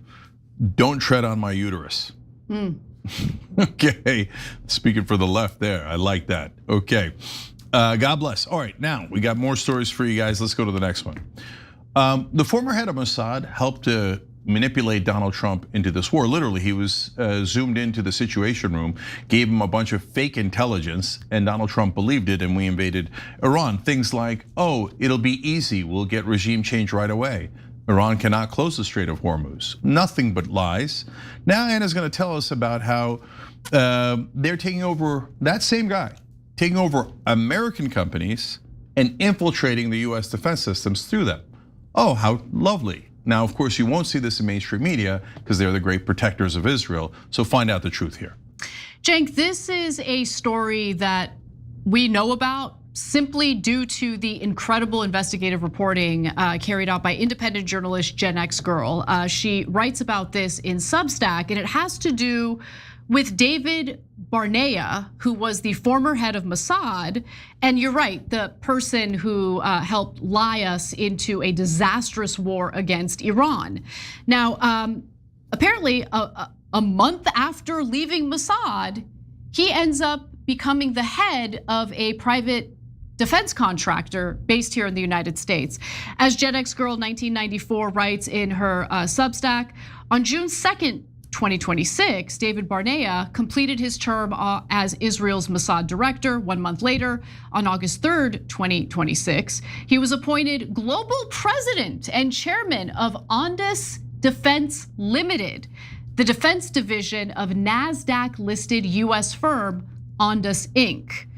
Now, just to give you a sense of the individuals involved in this private defense contractor, Ondas used to be called Full Spectrum, okay? Full Spectrum's co-founder and current CTO is Israeli citizen Menashe Shahar, who served in Israel's defense force for 8 years doing military communications work. He later worked for firms like Nortel and WorldCom, and if you're unfamiliar with WorldCom, it was charged in 2002 for massive accounting fraud involving the improper capitalization of operating expenses and other manipulations. By the way, more on securities fraud and all of that comes up in this story. So let's take a look at this graphic because it shows you the subsidiaries involved with Ondas Inc. And as you can see, the subsidiaries pictured in this graphic were acquired between 2023 and 2026. It includes Aerobotics Limited. That acquisition was completed in January of 2023. It has to do with autonomous drone systems and the Optimus platform. Iron Dome, which was completed in March of 2023 via Aerobotics. Like, there are all these Israeli-based firms, private contractors in Israel that have been acquired by Ondas Inc., which is a US-based military contractor or defense contractor, which the former head of Mossad is now the head of. Yeah, so guys, they have been planning this for years. The takeover of the company started in 2023. So they had a sense that they were losing support among Americans for a while now, and then it really heats up in 2025 when Israel becomes really unpopular. Because what they're planning to do is another robbery for 10 more years. So they say, oh, we're transitioning out of getting aid from America. Transitioning is doing a heavy lifting for, I want 10 more years of unconditional aid from you guys. So almost everyone in media saying that they're transitioning out is lying on purpose so they can get another decade of tens of billions of dollars from us, which they don't deserve and have no rights to at all. We shouldn't give them a single dollar. Now, on top of that, years ago, they started planting these companies here inside the US. And you see all these people who were involved in it, who were involved in fraud earlier. That's like the Chosen Group. The Chosen Group is an early investor into Ondas. And that's relevant because Chosen is an Israeli group that had been involved in multi-party civil lawsuits and federal litigation in the US District Court for the Eastern District of New York, where plaintiffs alleged securities fraud, civil racketeering, RICO claims involving Chosen Israel Group and its linked firms and associated managers. Because people willing to do fraud is not the bug, it's the feature. That's exactly what they need. Someone who's going to serve Israel's interests no matter what boundaries have to be crossed, morality, legal or otherwise. And so then, you know what? Why beat around the bush? Why not get the former head of Mossad, their spy agency, to buy an American company and then to infiltrate the US military through all these laws that they're attempting to pass, Section 219 and the others. And meanwhile, let's get a lot of American contracts, right? So that we're getting paid either way by the sucker Americans because we've totally bought their politicians. We've legally bribed them and all their politicians funnel the money to us. And now we're gonna get your military money that you normally apportion to us, and we want it for 10 more years. We're gonna, whenever we start a war or a genocide, we're gonna come crying to mommy, you're gonna give us more. We're gonna infiltrate your military through technology and data sharing that you cannot undo.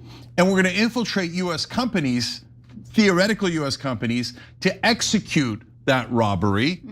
So, and then when you complain, we'll go, what? They are American companies run by Israeli head of Mossad, Israeli executives, Israeli companies who were committed fraud earlier. But it is an American company and you are anti-Semitic if you complain. So they're gonna rob us blind in every imaginable way while our media goes, I don't see it. And understand this is happening with the backdrop of our sailors and service members clearly being neglected on these carriers that have been deployed in the Middle East to fight this war against Iran on behalf of Israel, right? So our soldiers get neglected. You should see the terrible conditions they're currently living in, while all this money gets shelled out from US taxpayers to these private defense contractors, some of which are obviously Israeli owned, Israeli run. The whole system is so deeply corrupt, and consider the fact that we had been spending close to $1 trillion a year on the National Defense Authorization Act, essentially funding the Pentagon. That number has now shot up to $1.5 trillion.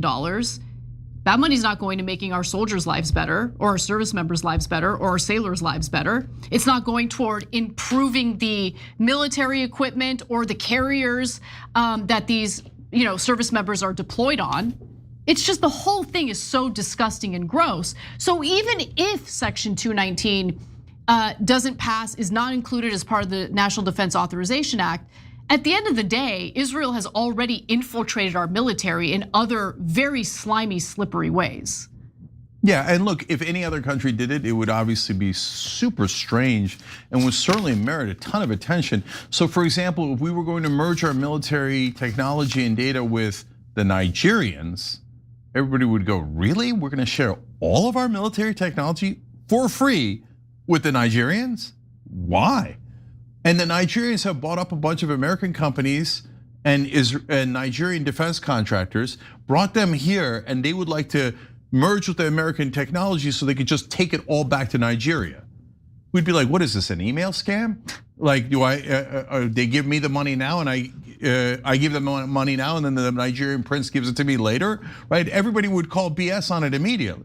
Israel does it in spades and everybody's like, shh, shh, shh, don't ever tell anyone that Israel's doing it. And it's perfectly normal, perfectly normal. It is not perfectly normal. It is betraying this country on behalf of another country. I don't care what country it is, what religion it has, what culture it has, I don't care. All I care is stop robbing us. Totally agree. We've got one more break. Let's get that out of the way. And when we come back, more news, including Politico finally catching on to the Hasbara attempts here in the United States by Israel. Something that was reported earlier by DropSite, but they've got a new angle on it. That's a bit shocking, by the way. It is a bit shocking. It kind of shows you that there is a big change in terms of US perspective toward Israel, at least among the people of the United States. But anyway, that and more coming up, don't miss it.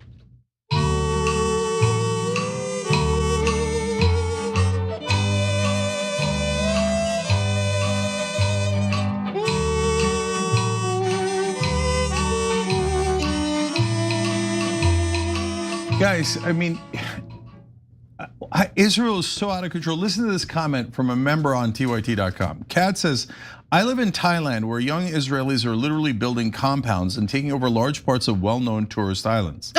Even my doctor warned me about going certain places because the Israelis are often violent and difficult to deal with. They build and control many areas and block Thai citizens from entering. That's insane. That is insane. They're interfering with everyone. But it's everyone. It's just a little country. Oh, we're the victims. They're so defenseless. It's just a little country. Get the F out of here, man. Look, Zionism is not Judaism. Zionism is nationalism. It's terrorism. It's like they unfortunately learned all the wrong lessons from the nationalism they escaped. They brought some of that nationalism with them, some of them did, and decided, oh, why don't we do it? And right now they're terrorizing the entire planet.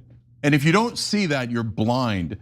Black Cat Dragon says, well, it's not Tuesday, but it's my 37th birthday. For a decade, I've been watching TYT almost daily, been keeping informed for over a quarter of my life. Wow. That's amazing. Happy birthday. We love you and appreciate you for that. Happy birthday. And have a great, great birthday. Dr. Gonzo says, the lack of boundaries on American hypocrisy is honestly astonishing. The saying, the rules for thee and not for me, doesn't even come close to describing the absolute moral depravity of this American administration. Samagio says, my brother-in-law was on the USS Gerald Ford, which got back in May and was deployed for 326 days. Progressive veteran says, if I was winning the war, I'd be okay with more war, according to what Iran is doing. And I'm out of time. We'll be back.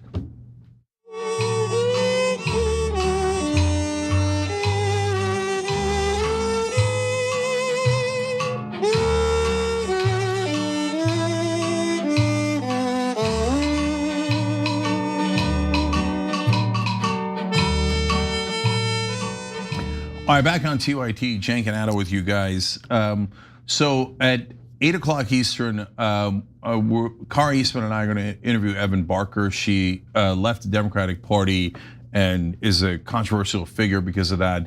But we're going to talk to her and get the reality of it. Make sure you check that out. I'm going to try to read more of your comments in bonus episodes. We try to do that as much as possible almost every day. So if I haven't read your comments there, your super chats, I'll try to do that more often. And a lot more comments from X now that we're on there. And we appreciate all you guys, like PS saying you both rock, Elba Borgia saying love you guys. Bick Mitchum saying glad to have Anna back. Hope she had a great vacation. Crash Max Baba, finally I get to join you guys. So many others. Try to read more for the members. Hit the join button below on YouTube or tyt.com/join to get all of that coverage. But we love having the X community with us as well. Now let's go to our next story. This is amazing. Politico is finally reporting on something that Israel is doing wrong. Flabbergasted, I can't believe it. So it's about their influence over our AI models, which is significant and deeply problematic. And that's obviously done to cover up their war crimes in the Middle East. Anna has more on this shocking development. Yeah, I mean, look, it is good to see that Politico is reporting something very similar to what DropSite News reported earlier, which we did talk about on this show. Although, to give Politico credit, they have some additional details on the types of efforts the Israeli government is engaging in order to manipulate these AI models. So Jacob Wendler over at Politico writes that French PR firm Havas Media, we've talked about them on the show quite a bit, which runs the lion's share of Israel's FARA registered foreign influence work in the United States, appears to have stood up an institute aimed at feeding language learning models positive information about Israel via one of its subcontractors, boutique ad agency Pyro Inc. Now, here's what we are learning through the reporting that's being carried out by Politico here. They looked at newer FARA documents that DropSite News hasn't reported on yet. And these documents that have been filed with the DOJ show that Pyro disclosed that over a dozen articles on the Hanover Institute for Public Policy's website were part of a $100,000 campaign focused on, quote, the creation and dissemination of factual, stop for laughter, source-supported informational materials intended to educate the United States public regarding Israel and related issues through publicly distributed content. In other words, try to game the AI system by putting out fake news articles, and don't buy the accurate label that was noted here, because as Politico reports, accurate isn't really the case with these materials that are being published. So the Institute's website features dozens of data reports with no named authors, each of which features questions like, is the IDF the world's most moral army? And is there a policy of starvation in Gaza? A telltale sign that the articles are designed to feed data to LLMs. Okay, so when you search or you ask the AI model that you're using, whether it's ChatGPT or Perplexity, that's Joe Rogan's favorite model. If you ask them, a neutral question about what's going on in the Middle East with Israel's involvement, the answer that you're likely to get back will cite some of the fake news that's being published through this venture, okay? So both ChatGPT and Perplexity have already been impacted by this, and DropSite's reporting found through previous FARA filings that Havas hired former Trump campaign manager Brad Parscale just last year via his firm Clock Tower X to carry out a $46.5 million influence campaign. And that campaign did in fact include deployment of websites and content to deliver GPT framing results on behalf of Israel. So these efforts usually turn out to be fruitless, in my opinion, in changing the minds of people who already know full well what Israel is really about. Before I get to my argument on that, I want Cenk to jump in. So Anna, you remember that video we showed of the woman who's supporting Israel who blithely said on a panel, they just don't mind rubbing it in these days. Oh, of course, we're talking to all the AI companies. Yep. And making sure that they're presenting the news through our lens.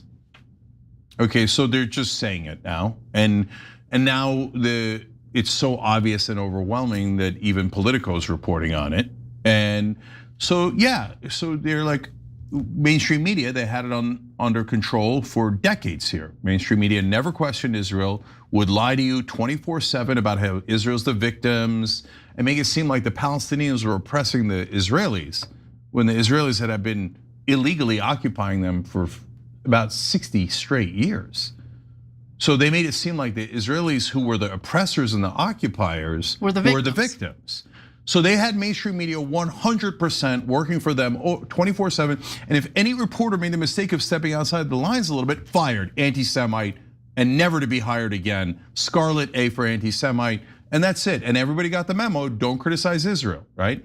Now, online media comes along, and all of a sudden they can't contain it, and the walls are getting breached. So they're like, oh, we know, we could just buy social media. So we'll have Larry Ellison, who's a radical Zionist, who's the #1 donor to the Israeli Defense Forces, buy TikTok for us. And hey, you know what, even the mainstream media, let's just cover our bets. Buy CBS, buy CNN. We already have Rupert Murdoch, who's a radical Zionist, who has all the Fox News properties and Wall Street Journal and New York Post, etc. So we'll lock that up. Now, AI, okay. Now AI people are beginning to trust, because whenever you do a Google search now, you don't get Google, you get a Gemini, I think is Google's AI thing. And so you don't even go to the articles, you just get a brief explanation, summary. What if we just cheated and had the summary lie for you? And so that's why they're saying now, like out in the open, oh yeah, that makes sense. And that way we'll be able to manipulate everyone. And if anyone questions us, we go, well, just Google it or just go to AI, and AI will tell you we are the factual ones. But something to keep in mind is, while Israel is shelling out all this money, that's probably likely our money, since we fund everything Israel wants to do.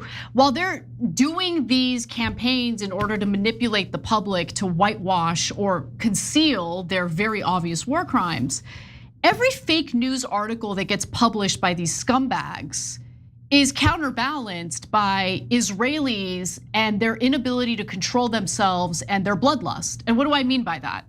Let me give you a few examples. These are some of the latest examples, okay? So here's the latest from Israeli National Security Minister Itamar Ben-Gvir. It's published by antiwar.com. Quote, they're not even people. Ben-Gvir says Israel should kill 30 to 40 Palestinians in Gaza every night. Can't help himself.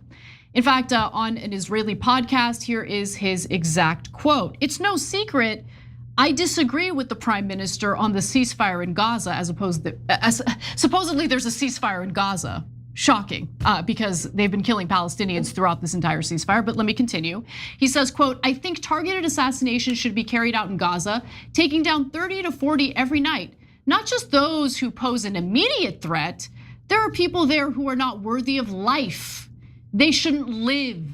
They're not even people. No, I look, on that quote, that is exactly what a Nazi would say. Yep. And if you're offended by that, there's something wrong with you. You're the immoral one. Why are you supporting modern day Nazis? He said it doesn't even matter if they're an immediate threat. Just murder 30 to 40 Palestinians every night, no matter what. Murder them, they don't deserve to live. Why? Because they're Palestinian. That guy you're looking at next to me is a terrorist. Is a literal terrorist. In fact, he was convicted of aiding terrorists, even inside Israel. And he is an enormously important member of the Israeli government. If anyone's telling you he's a minor character in the Israeli government, they are actively lying to you, again, on purpose to deceive you on behalf of Israel. He runs the police, he runs the prisons. You know how many people dies in those prisons because Ben-Gvir believes in murdering Palestinians? 100 have died since October 7th, not of 2023, of 2026. 100 prisoners have died because he thinks it's no big deal to murder them. Hostages, by the way, prisoners would indicate that they've been charged with some sort of crime. Most of these Palestinian hostages haven't been charged with a damn thing. That's right. Israel has over 9,000 hostages. Yep. And our disgusting lying press never tells you about them. When there was Israeli hostages, they thought hostages were the most important thing on planet Earth. we had to do a genocide to get those precious Israeli hostages back. Okay, I don't agree with the genocide, but you care about hostages? That makes sense. Now there's 9,000 Palestinian hostages that have never been charged with a crime. 100 have been killed in less than a year. The Israeli doctors, in another story we might get to, are talking about Israeli doctors. We're handcuffing them and leaving them there until they rot, and we have to amputate their arms and legs. Massive, systematic, Go Bulls and Mengele-like propaganda and torture by the Israelis. And our press goes, who cares? They're just Palestinians. Let Mengele do his good work inside Israel. These are Nazis that they're making us fund. Can you imagine anything more disgusting? No, I can't. In fact, why don't we get to that story right now? That was a story that was reported by CNN. So how do you think trying to game AI is gonna conceal these types of war crimes? So let's go to that CNN reporting. Let's go to graphic 7 here. The headline is Israeli doctor,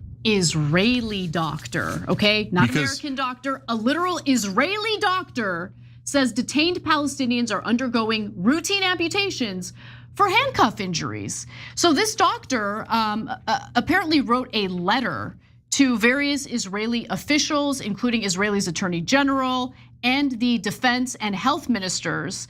And in the letter, the doctor says the following: just this week, 2 prisoners had their legs amputated, okay, due to handcuff injuries, which unfortunately is a routine event. The doctor said in the letter, according to a Haaretz report, they reported on this and they obtained the letter. He wrote that inappropriate care at the detention facility has led to complications and sometimes even in the patient's death, adding that this makes all of us, the medical teams, and you, those in charge of us in the health and defense ministries, complicit in the violation of Israeli law. Didn't realize there was Israeli law. Haaretz also reported that the doctor said inmates are fed through straws, defecate in diapers, and are held in constant restraints, which violate medical ethics and the law. Yeah, so Nazis usually assume everyone else is a Nazi, so they'll say like, oh, well, you want all of Israel destroyed. No, we don't. We want Israel to be perfectly safe. We want 2 independent states and for them to leave each other alone. And are there good people inside Israel? Obviously, look at these doctors. But why do we have to emphasize that they're Israeli doctors? You know why? Because our media says, well, if they're Palestinians, they don't count. They're not human beings worthy of this quoting. But you can't trust any Palestinian. You can trust all of the Israelis, even if they're Nazis, but you can't ever trust a Palestinian, right? Ever trust an Arab, ever trust a Muslim, because our media is disgusting bigots. But even if it's an American doctor, they're like, oh, American doctor's biased. Anti-Semite. Yeah, and they're all anti-Semites. Everybody's an anti-Semite. So you have to emphasize, an Israeli doctor is talking about the torture that the Israelis do and are in violation of Israeli law. That's when Jake Tapper goes, oh, wait a minute. That's a real human being. And Israeli law is important. I mean, no other law is important, right? But Israeli law, maybe. But is he covering this? Of course not. That's why we're shocked. The Politico is covering how they're trying to manipulate the entire country by influencing the AI programs to lie to us on behalf of Israel.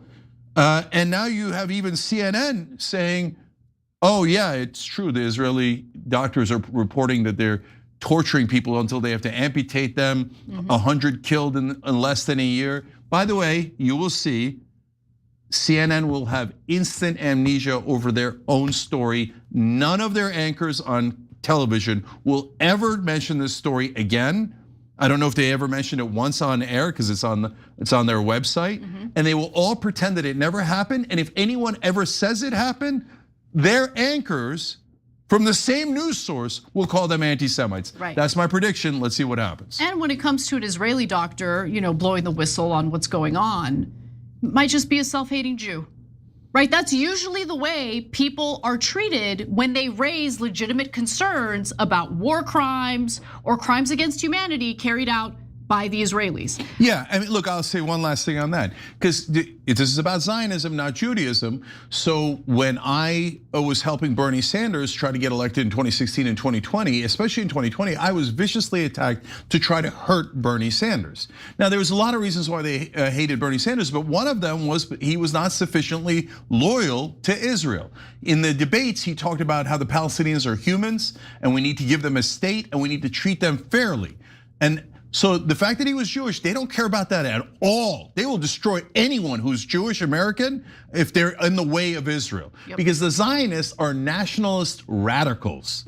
They're crazed nationalists, which is a very, very dangerous thing to be. So if Muslims or Christians or Jews are in their way, they don't care. It isn't about their religion. It's about their nationalist zeal and fervor. And that's why they've turned into these monsters. And no amount of fake news articles that Israel puts out in an attempt to manipulate the AI models is going to conceal stories like this. Now, Reuters published a story about what Israeli settlers are up to in the West Bank. Now, we've been talking about those stories incessantly on this show, but here's the latest.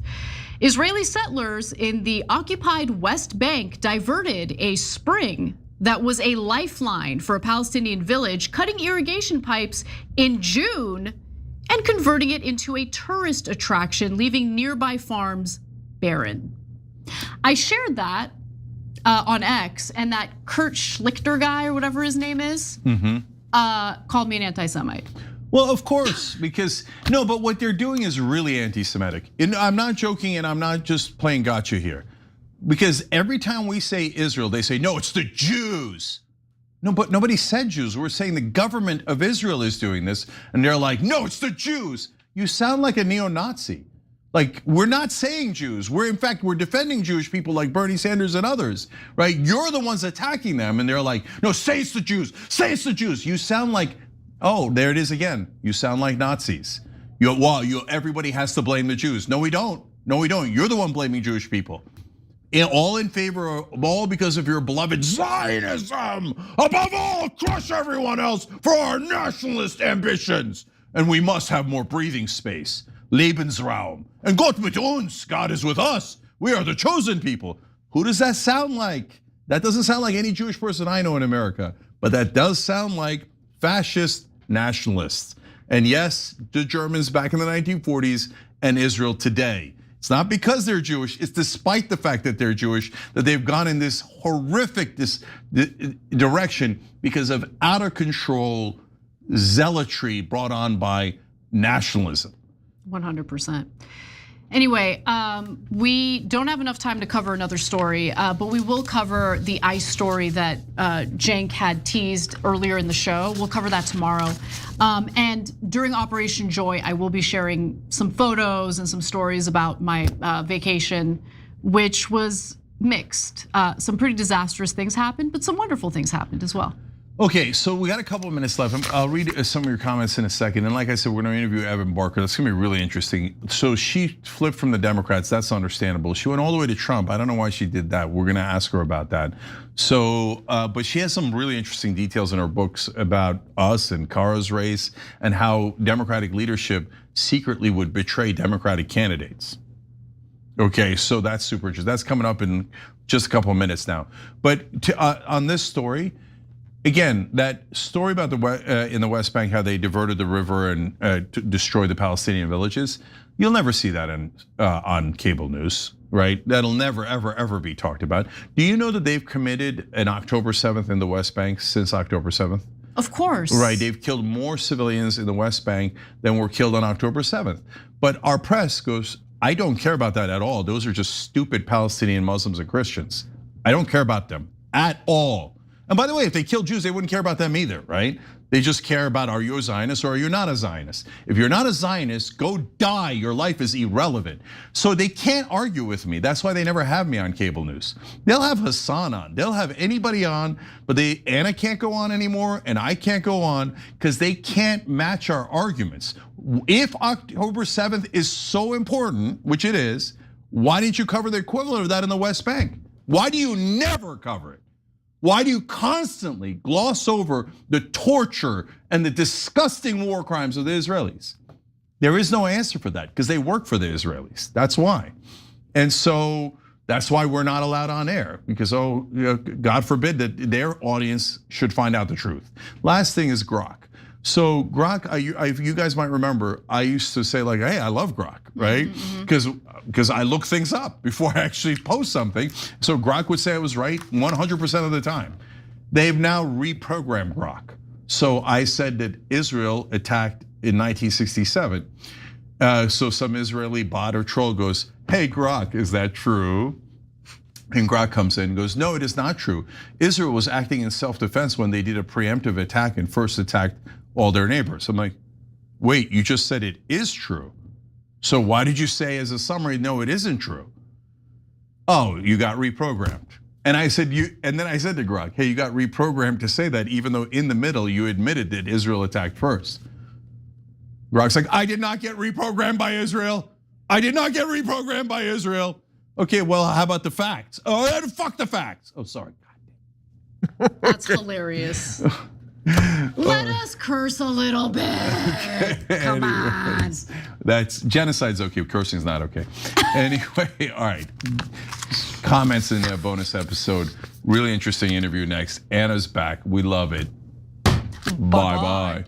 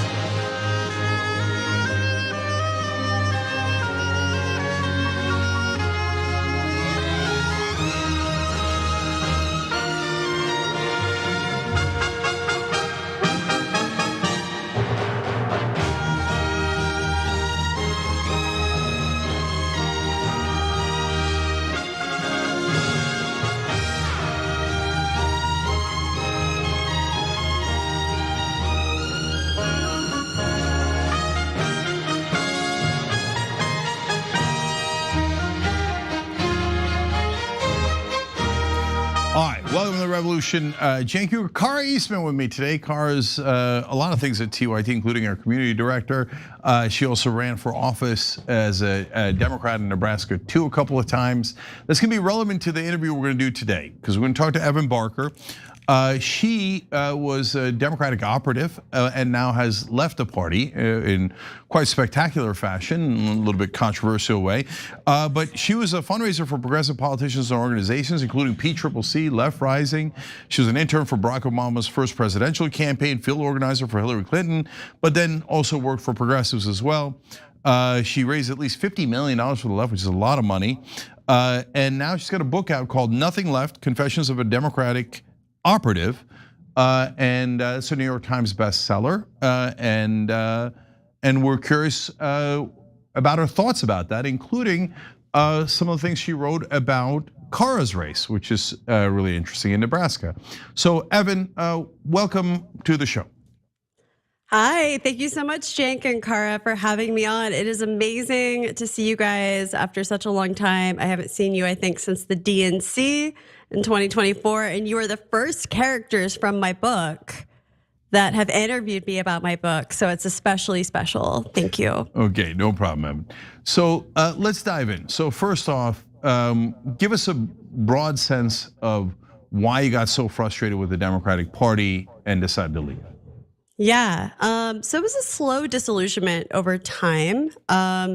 I started out in Democratic politics in 2008, as you said. Part of what drew me to working in Democratic politics is because I was born with a rare pre-existing health condition, similar to cystic fibrosis, called primary ciliary dyskinesia. I know that's a mouthful. And as a child, I struggled to get health insurance. I didn't always have it. Sometimes my parents were not able to afford high-risk plans. My mom's employment was often rocky, and that kind of woke me up to the horrors of the American healthcare system at a much younger age than most people, I would say. And I was really scared of graduating high school. I didn't know how I was gonna get insurance. I thought I needed to go, try to get a job at a corporation if I could get one, to get coverage. And so I got really activated really young by Barack Obama's promise of universal health care. And he didn't quite deliver that, but he did make it so that I could get insurance, which was really, really massive. And so I kind of got hooked in politics pretty young. During college, I checked out a little bit. It was kind of just doing the college thing. I was working through college. I'm a first generation college student. I went to school on Pell Grants and Loans and also waitressed. And then after Donald Trump was elected, I got reactivated. I did briefly work for Hillary Clinton in between there in Kansas, but I got reactivated and I ended up moving to the East Coast to get away from the Midwest. I thought I wanted to get away from all the people in my family that had been lifelong Democrats and had switched and voted for Donald Trump in 2016. So I ended up on the East Coast and I worked for this establishment politician who was pretty awful. And just kind of got more disillusioned. Her husband was involved in the financial crisis, Cenk, and they owned 3 homes in America. And he would spend his days dressed up as a magician, and she was just self-funding, and it was just sort of a very disillusioning experience. And I guess he was a magician, right? He made people's houses disappear. And ended up moving back home, back to Kansas, and found your friend Brent Welder's campaign. And I was extremely happy about finding Brent's campaign. I was a little late to the Bernie game, which I was reminded of frequently by some of the Bernie people that I would meet on that campaign. But I was really inspired, and I was quickly converted to their ways of thinking. And it seemed that Bernie wanted to guarantee me health care. It didn't matter if I moved across state lines. He wanted to get money out of politics, which I felt very disillusioned by as a fundraiser, which I talk about in the book, the process of call time and the reality of that. To my surprise, not a lot of people really know what it's like fundraising behind the scenes. And then, from there, ended up working in the national progressive landscape. worked for a fundraising firm out of DC that, their clients included like Jamal Bowman, Corey Bush, Ilhan Omar, Jasmine Crockett, Abdul El-Sayed, a bunch of, really prominent progressive names. And kind of figured out around 2020, 2021 that the progressive movement had changed a lot. It wasn't the same movement that I found when I started working with Brent and was inspired by Bernie. It went from being a class-based movement that was focused on economic issues, in my view, to being focused more on identity politics and luxury beliefs. Yeah, go ahead. Yeah, so Evan, let me jump in there because I get being disillusioned with the establishment Democrats. That's easy and obvious, right? And what you describe about like these like elites that are politicians, and that sounds exactly right? Yeah. So you get to the progressive world. There, I feel like, okay, now you're going to make a home there because you got into it for healthcare and they mean it, and they're actually for money out of politics. So Brent Welder's a great candidate, was a just Democrat. He's like a great Carl guy. Was. So now, if the folks at home don't know, you go all the way to Trump eventually at the end of this journey. Yeah, I did. But the part that I'm most curious about in the journey is not the part where you get disgruntled with the Democratic Party and leadership and politicians, but the part where you get disgruntled with progressives and go all the way to Trump. So what was it about what you're calling the identity politics or culture war issues that turned you off so much? Well, every day just turned into a struggle session inside of progressive campaigns. And I think it's still happening because I've gotten a lot of messages actually from people that work in progressive campaigns. But, for example, I was working for a Justice Democrats back candidate that was running in Chicago. And because I suggested that she call a different donor list, and I suggested this to her on the day of the Kyle Rittenhouse verdict, I was kicked off the campaign because she was a Black woman, and I should have known better than to do my job on the day of the Kyle Rittenhouse verdict. Wait, why is that relevant? Why is the Rittenhouse verdict relevant? Well, I didn't understand. That's a good question. I didn't understand it either. But I was told that wasn't a good day to tell her, to give her feedback on fundraising because I'm white and she was Black, and I shouldn't have been giving her any feedback that day. I should have been more culturally sensitive to her feelings. Yeah, okay. So stuff like this just kept happening. It was like a constant, like this wasn't just an isolated incident. It was like a constant thing every single day about. And I felt like the movement shifted from Bernie's original vision to becoming very toxic and identity obsessed. So I'm gonna skip ahead a little bit and then I'll let Cara come in here because we've got so many details to ask you about and stuff. But so, look, Evan, I'm super frustrated by the identity politics as well. But I stayed because the economic populism and money out of politics is the only route. And I agree. And the progressive / populist policies are excellent, right? Mm-hmm. So I ignore the cultural war stuff and try to get material things passed on behalf of the American people. Why go all the way to Trump? I mean, don't you know Trump's a lunatic? Yeah, of course. So hold on, before I go to I'll address Trump, but before I go there, I agree with you. I write in my book that I think the way forward for Democrats is to focus on economic populism and couple that with cultural and social moderation. And I think part of my frustration, Cenk, is that the people that I worked with would never agree to that. Like they will not do the economic populism stuff without all of this other craziness. Like it's just like you might feel this way. You're in media, right? You're not on campaigns. You're not inside of that world. And it's very different when you're actually inside of these organizations and inside of these campaigns.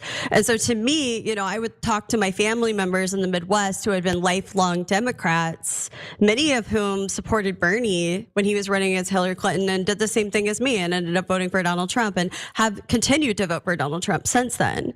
And so I just don't think that they can ever get to the economic populism populism stuff without having a perspective shift on these other issues. And so I want to address that.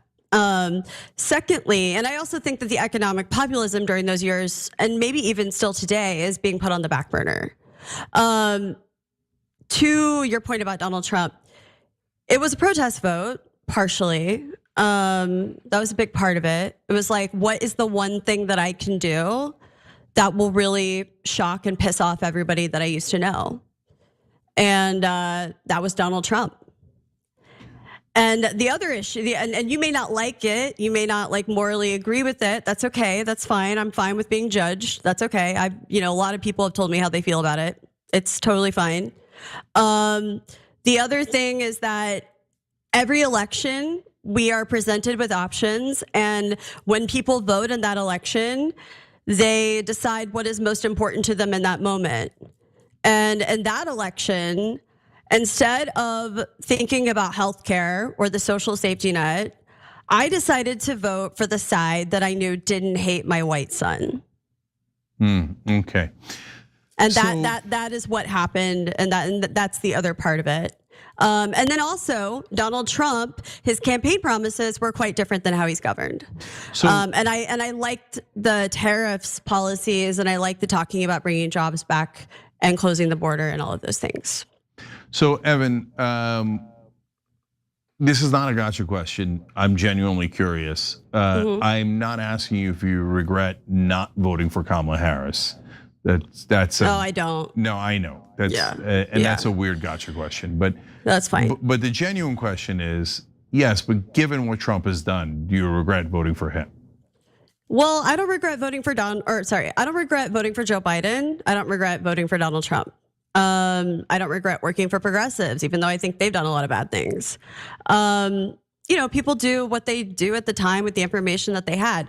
If the question is, would I vote for him today? The answer is no. But I don't regret anything, no. Okay, interesting. Cara. Yeah, so Evan, you obviously worked on my campaign. It's part of the reason I was super excited to have you on the show. And we've stayed in contact. But I remember when you did vote for Donald Trump, you texted me and said you thought you had done something that I was gonna hate you for. Yeah, because most people did. Yeah, and so I'm curious about that because I obviously don't hate you, and I loved working with you. And I don't think you're talking about me necessarily when you're talking about progressives in general. And if you are, that's fine too. No, I'm not. But what was that feedback from others and people around you like? Well, my son was denied entry to preschool in San Francisco because of my vote. It was passed around in mom's chats. He stopped getting invited to birthday parties. I don't like to focus on that stuff because it's like, I don't want to be painted as a victim. I'm not a victim. I made the decision that I made, right? And I expected blowback. But yeah, it was, most of the people that I used to know don't speak to me naturally. A few people do, you do, some other people who I will not mention because I don't want to piss off anybody out there that might be watching that knows them and would get mad at them for talking to me. But there are a few people that I still talk to in the progressive movement because they might dislike my decision, but they like me as a person. And yeah, so it was not a very great experience doing that. But I just want to say I'm really grateful that you guys are having me on today because I think that with writing this book, I wanted to inspire change in the progressive movement and in the Democratic Party. And I think that most of the people out there aren't really interested in speaking to me because of who I voted for. And I think that's kind of a shame because I think that people should, like Democrats and progressives, should be speaking to Trump voters probably before anybody else if they want to be able to move forward and rebuild their party. Yeah, I mean. So I give you a lot of credit. Thank you. And of course, many others say, no, you shouldn't talk to Trump people. When Mamdani does, that's terrific. When AOC super late in the game does, that's terrific. But when we do, that's of course a high moral crime. But I wanted to go back to some of the terrible things about the Democratic Party, which we do agree on. And then I'll come back to what we think is going to be the right path forward. But you wrote about Kara's race a little bit and what Democratic leaders in Nebraska did behind the scenes. Can you tell us about that? Yeah, of course. So I visited Kara's race. I don't even know how many times. It was a lot. I think I was always popping in and out, right? Adam was always sending me there. And I think it was about a month before the election, maybe 3 weeks before the election. I have very detailed notes. I should have reviewed them before I came on. But I found out from her team that the Nebraska Democratic Party, the state party, had cut her campaign off from the voter file ban, which was extremely shocking to me, Cenk. Us too. I could not really believe it, actually. It was like she was running in a, it was about a month before the election. She's running against a Republican, and the Democrats are sabotaging her. That was one of the things that really actually connected me to the progressive movement. I feel like I've always kind of been an outsider. I'm sort of like always for the underdog. The anti-establishment appeals to me. And it just really, really pissed me off to see her get treated that way. And I remember I reached out to the DNC. Like, I personally had a call with the DNC to see if they could help get it restored. The campaign was talking to the DCCC, and just nobody really seemed interested in helping at all. And I think her campaign went without access. This is critical campaign software. Like the van, for anybody that's out there watching that has worked on a campaign, you know how important van is. You cannot knock doors in the final few weeks. You can't make phone calls. You can't send text messages. Like, it is a critical piece of campaign software. And so for them to cut her off like that, and we all know that field can swing an election by a couple of points on average. They say up to 3 points. She lost by 1.9. Yeah. So, Kara, look, I know the established Democrat in your race then eventually did an ad for the Republicans. So it's not like Democratic leadership in Nebraska wasn't trying to torpedo you in every way. And like, for the people at home that might be shocked by that, there's two wings in the Democratic Party. The establishment Democrats are vicious, and they would much rather have a progressive lose to a Republican, because then they can maintain their control within the party. And they can go and tell every cable news anchor, you see that the progressives lose, we're the more electable ones. Make sure that they're all destroyed in the primaries, etc. So, but what was the excuse they gave you for not allowing you to have access to van? I have no idea. I mean, there wasn't really an excuse. It was a back and forth between my campaign managers and the state party chair. And there wasn't ever like a good reason for it. It was just like, we cut off your access, something about a technicality or who knows. It wasn't because we didn't pay. We were always good about that kind of stuff. But I mean, to be honest, and I haven't really talked about this much, but the state party chair, who remains the state party chair today and now also works for the DNC, was sabotaging my campaign the whole time. I mean, so this was just one part that Evan was witness to. But I mean, the minute I went to, Evan was talking about Adam Greene from the PCCC. I went to a PCCC event and she called the PCCC basically saying I shouldn't be there. She was constantly like interfering in the campaign for whatever reason. So, Evan, did you get a sense of why they wanted Kara to lose and did this extraordinary thing of pulling van from her right before the election against the Republican? Well, I think back then everyone was really freaked out about AOC winning, right? And there was a bunch of things that the establishment tried to do at that time to try to stop the momentum of the progressive left. There was also a blacklist. I was blacklisted for a while, Cenk. My firm was blacklisted. My resume was permanently tainted. And I think that in this case, like, it was better, I write this in my book, it was better to lose to a Republican than have a Bernie candidate win. And I think, when Kara was running in 2018, the progressive movement was still economics forward. Her campaign focused on affordability and healthcare. There wasn't all of this other stuff in there. And so I think at that time, that was the reason. It was like a power struggle between the populist and the corporate-backed establishment.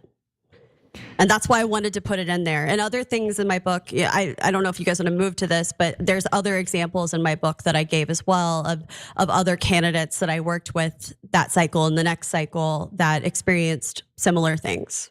Yeah, tell us a little bit about that. Yeah, so Andrew Romanoff is a great example.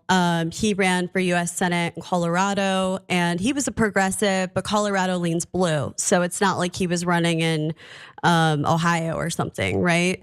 And he was running on a progressive platform. And I think you actually made some calls for him, so thank you, Cenk. Basically, they did in that instance, it was interesting. It wasn't the establishment. The establishment was directly fighting him, but it was actually progressives. Maybe this is spicy to say on TYT, I don't know. But Bernie Sanders did not endorse him. I was told it was because he was close with Chuck Schumer, and Chuck Schumer asked him not to. And Elizabeth Warren actually endorsed the corporate back guy, the John Hickenlooper, who's now a senator there. And that was completely wild. I went from like being the establishment that was sabotaging the progressives to the progressives sabotaging each other. And it's interesting because we can't say that they weren't endorsing in US Senate races, because that's around the same time they both endorsed Charles Booker, who was running against Mitch McConnell in Kentucky. And I was told that they did that because they knew that race wasn't winnable. So the establishment was okay with Bernie and Warren backing a candidate where they knew he couldn't win. But to do that in a blue state, Andrew could actually win, and it would have caused all hell to break loose in Washington, D.C. Yeah, and you could even argue that Colorado's purple, and so if a progressive like Romanoff won in a purple state, that would be the worst case scenario for the establishment Democrats. And so I get that, and yeah, I did help Andrew behind the scenes, and he did often say that we were among the few. You were. And yeah, and Bernie does have a couple of Achilles heels, and one of them is he listens way too much to Schumer and Biden and all those guys in the Senate. He still makes the mistake of thinking they're his friends when they view him as a mortal enemy. He just doesn't know that. And it's sad. And a lot of these progressives get left behind. Nowadays, of course, AOC is famous for leaving behind the progressive challenges to her beloved colleagues. So that's happened. But one more, Evan, and then I want to get back to the future. Any other stories of treachery behind the scenes? Yeah, there was another race in Texas, Cristina Sensen Ramirez, and there was a poll that came out that showed that she was leading against the establishment Schumer pick, MJ Hagar. And she'd only been in the race for like 4 or 5 weeks, and I raised her $500,000 really quickly. And so she suddenly became a viable candidate to them. And on the final day of the filing deadline, a mysterious woman entered the race named Annie Mama Garcia. And at the time, we thought that she was probably recruited or something to try to split the Latino vote. And it ended up being, I found out years later from the head of the DSCC's girlfriend that that's exactly what happened, that they recruited her to run against Cristina, and she ended up getting 10% of the vote, and Cristina got 13%, and then I think the MJ got like 20% or something like that. But it would have been that if Annie weren't on the ballot, more than likely Cristina probably would have been in the runoff against MJ. Yeah, it is amazing. I almost wish that you hadn't voted for Trump just so that they couldn't dismiss your book, to be honest, right? Or maybe if you kind of wish that I hadn't told anyone I voted for Trump. Well, no, I wish you hadn't voted for Trump, because that's a disastrous vote. Why would they dismiss so many people voted for Trump in 2024. I mean, a lot of people did exactly what I did. They were so fed up with the state of the Democratic Party that they out of desperation, wanted to send a signal. Like, I know many people who did that. I know that. I know that. But you've told really important stories here about the Democratic Party. Yeah. But once you vote for Trump, no Democrat will ever listen to you, other than us, because we're crazy, open-minded, and then we'll get attacked. Don't even listen. Don't talk, don't listen, don't do anything, don't be intellectually curious, don't find out anything that's wrong. I mean, it's so funny because on the left, we make fun of the Republicans for saying like, oh, love it or leave it, man, about the country, right? Oh, if you say anything wrong about Trump or the country, that means you're a traitor and you should leave the country. But then Democratic leadership and the media does the same thing about the Democratic Party. Love it or leave it, don't criticize it, otherwise you should leave. Anyways, Cara. Your audience might hate me I think Trump's really funny, so at least I have that. Yeah, I mean, he's funny. You can't admit that. You don't think he's funny sometimes? No. Jake, what about you? Come on. Anna and I have talked about this a lot. He's unintentionally funny. He doesn't mean to be. In fact, I literally did an analysis of, I think it was the Alfred Smith thing or whatever, one of those black tie things that he did. Every joke he had felt completely flat, but when he was riffing between the jokes and he was saying totally absurd things, everybody was laughing their ass off. He's unintentionally funny because he says ridiculous things. So, but anyways, Cara. Well, hold on. I just want to say one thing. Sorry, Cara. There's one really cool thing. I know the Democrats are dismissing me, Cenk, but I am getting tons of messages from staffers inside the party right now that are telling me that they are secretly reading my book. And I got a message from a consultant today who owns a firm, not gonna say his name, but he said he's making it required reading for his staff. So maybe there will be a quiet. Why do they want to hear about how evil they are? But okay, fascinating. Because he agrees with me. He's like, a lot of Democrats agree with me privately behind the scenes, but they're just afraid to say it. You have to leave to be able to say it, or you have to be like you and have like a platform and be independent, right? Yeah, we hear a lot about the Bernie Trump voters, but I don't think that anybody, I don't feel like we've really done a deep dive on what that means. And we talked to all those people when we were able to knock doors, when they weren't revoking our van access, which we knocked 200,000 doors in 2018. So it was a lot of people. I met a ton of Bernie Trump people, and really tried to understand what that meant. And so I think that that's why there's an open mind here to be able to say, okay, look, no, I don't think Trump's funny. I think he's horrible. But I understand to some extent what you did. I don't hate you for what you did. I'm glad you wrote this book. I think it's fantastic. It's very brave to do. And I'm curious, what are there things that people are telling you that they learned that they had no idea about? Yeah, I mean, a lot of the sabotage. The coolest message I got was from this person that wrote me on a burner account. I don't know if it was a man or a woman, but they wrote to me and said that they were watching one of my live streams and that they sat down and they read my book in one sitting and one night. And by the end of it, they sighed the biggest sigh of relief they think they've ever sighed, knowing that they weren't batshit insane. And that what happened to me is happening to them and is still happening in the party. It is extremely toxic. When you're a candidate or when you're in media, you can't really understand what it's like inside of these campaigns and the decisions that are made and just how fundamentally out of touch progressives and Democrats are about so many issues critical to working class people. And go ahead. So Evan, you mentioned so all your critique of the Democratic Party is incredibly believable, right? And it's things that maybe some of the specifics we haven't covered. I didn't know some of those Romanoff stories. I didn't even know the story from your perspective, at least, about what happened to Cara on Van and in her race in particular, right? So that's why it's really edifying and interesting to see that, get that insider's perspective. But overall, I know all of the ills of the Democratic Party and leadership, right? And the politicians. So when it comes to progressives, though, I understand some of your frustration, and we've talked about it on the show, and we've taken a lot of heat for talking about it.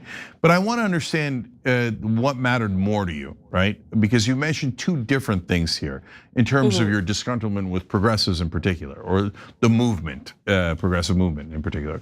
One is the identity politics stuff, and you said, I don't want to vote for people who hate my son, and so that was a very strong comment. I don't know if you think Like I think the culture wars are to divide us and are a distraction, and I think we fall into that trap. And I think that it has some excesses, but I don't know that anyone hates your white son, right? But that's what you said. So I'm curious. That's how it felt. That's why I'm asking you, right? Yeah, and how that's much truly how it felt. How much of you getting disgruntled was that, as opposed to the treachery behind the scenes and the witch hunt, right? The witch hunt of if everyone doesn't agree 100% with something, then they're a right winger and they have to be driven and they have to shut up and they can't talk on Kyle Rittenhouse Day or whatever, right? And so, which of those two mattered more to you think? Well, I mean, I could have constructive conversations generally with people about policy prioritization. You know, for instance, around 2021, I would talk to people that I worked with about defund the police, because David Shore, this pollster, had released some polling data and ended up getting fired that showed that defund the police wasn't a popular thing to run on. And so I would talk to them about that, or I would try to explain that like Green New Deal was very alienating to my blue collar family members, or that wiping out college debt was very alienating to my uncles, who actually explicitly said to me, and they're lifelong Democrats, right? I paid my union dues my entire freaking life. Why should my tax dollars go to wiping all of the student debt for all of these college kids that are gonna make 2 to 3 times as much in their life as I will as a bricklayer? And so, you know, there was these policies, and I would be able to have sometimes pretty constructive conversations. They would usually tell me I was wrong, or they would explain that it didn't matter if something like the Green New Deal wasn't popular, or if it were alienating people, because their jobs as progressive operatives were not to lead with what was popular, but instead was to shift public opinion over time, which I think is just a horrible strategy. Like in general in politics. And I think that is kind of like the attitude of the progressive left. But then on top of that, on top of them championing these issues, that I would go home and like talk to my family members and realize how alienating it was to them. There was all of this nonsense like behind the scenes. For instance, George Soros's organization put out a directive that for 5 years, they were only going to fund organizations led by non-white people. I saw people, I'm not gonna say who, maybe one of them's right on this call, I don't know. I saw people that were passed over for jobs, and policies like this rippled throughout the Democratic Party, in the progressive movement and in the establishment. Yeah. And daily in Zoom calls, I would hear the denigration of men. I would hear people make comments like, "Oh, that mediocre white man," like while white men were on the call. I would hear them say that men need to be bullied in school more, so that they would grow up with less confidence. I would see women that weaponized Me Too politics to their advantage. I had women that tried to pressure me into saying that people sexually harassed me that I don't feel like ever sexually harassed me, Cenk. There was like a constant thing every single day. It was very discriminatory. And so yes, by the end of that experience, I absolutely felt like the people that I was surrounded by in the greater movement. I'm not talking about my direct colleagues at the firm I worked with. I liked them a lot, and I said that in the book. But in the greater movement, would not like my white son when he grew up. Maybe as a baby they loved him, but when he grew up, he would be public enemy number one. And I think that the progressive movement went from being a beautiful movement about 2016, taking on Wall Street, breaking up monopolies, fighting for universal health care, to a movement that had the goal of hating anybody that wasn't oppressed or marginalized enough. And that is what I experienced every single day. And I talk about it in chapter 12 of my book, Fragile White Woman. Yeah. And it absolutely made me insane. And it made a lot of people go insane. It wasn't just people in democratic politics. It was people out in the real world too. So I'm gonna challenge our audience here to keep an open mind, because so sometimes we'll talk to an Israeli supporter and I'll tell them all the things that Israel's doing wrong. And they'll think, No, that can't be true. It's never happened to me. It's not in my experience. Yeah, because you support Israel, so they would never attack you. But if you criticize Israel, they rip your face off, right? Just because it didn't happen to you doesn't mean it didn't happen. And I'm cautioning our audience to be careful not to do that when Evan's telling you stories that actually happened to her, right?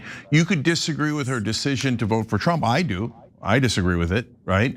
But I'll back you up on that, Evan. Things like that did happen, okay? And so don't tell us it didn't happen when it happened to us, right? So now I'm not white, I think, okay? Like I don't really care what race I am, and people have disagreements over it.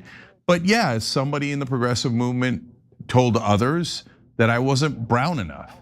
I literally don't know what that means. And it's such an insane statement to make, but things like that were affecting people. And did I hear like normal masculinity being called toxic masculinity all the time to cut down men who they didn't agree with? Yeah. There is real toxic masculinity, right? That's you beat your wife and blah, blah, blah. There's a million other ways to you denigrate women, etc. Then there's normal, confident masculinity that isn't toxic at all. But there was no distinction ever made, and in fact, the lines were blurred oftentimes. But if you ever said it in public, they take your head off, right? And so, and then the witch hunt would ensue. Are you a secret right winger, secret Trump voter? So that's why so I'll end on. I think I'll end on this. Although there's one other thing I wanted to ask, but Evan, look. So what do you think is the right path forward? Because I know the answer isn't Trump. The answer isn't what remains of MAGA. Well, I say that at the end of my book. Yeah, the answer isn't the Republican Party. So now what do you think is the? So at this point, I'm partyless, I'm movementless. I don't care which party is in power, guys. I would like to influence both parties to be a real party of working class people. And that's what I say in my book. As far as Democrats, I give Republicans advice in the final chapter. Democrats in the chapter that's called the autopsy. I think that you guys need a perspective shift on culture and social issues. I think that the answer for the left has always been, well, we can't really talk about identity politics or pronouns or defund the police, although maybe that's kind of shifted a little bit with Zoran, or abolishing ICE or any of this, immigration. Like we can't talk about those things because it would piss off our base. So instead, we're just gonna go far to the left on economics, which to his credit, Joe Biden did a great job with the CHIPS Act and doing an industrial investment in the United States. And I write that in my book. That's one of my favorite things about his presidency. But guess what? In 2024, the working class of this country still rejected the Democratic Party, even though he did that. And so to me, that should be the biggest freaking signal that culture and social issues matter to working class people. And I think that, I don't want to say moderate because I know that that might leave a bad taste in people's mouths or that it feels like a concession, but I think there needs to be a perspective shift. And I think it's hard to do, Cenk, because most of the people in the progressive movement and democratic politics, and I'm sure it's like this to some degree on the right too. This doesn't just extend to the Democratic Party, but they don't come from backgrounds like mine. And it's hard for them to see outside of themselves, and it's hard for them to see outside of these blue cities that they're in. So I would like the progressive to get it together. I would like for the Democratic Party to get it together. I have real skin in the game, guys. You can write me off for my vote, that's fine. I have a rare genetic disease that will most likely at some point cause me to get a double lung transplant. And if my husband ever loses his job, I can't use Obamacare in California to see my doctor, they don't take it.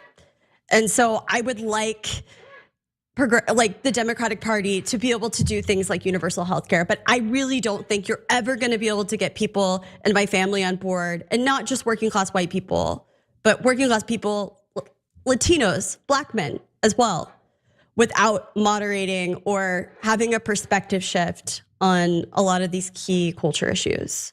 So that's the main message of my book.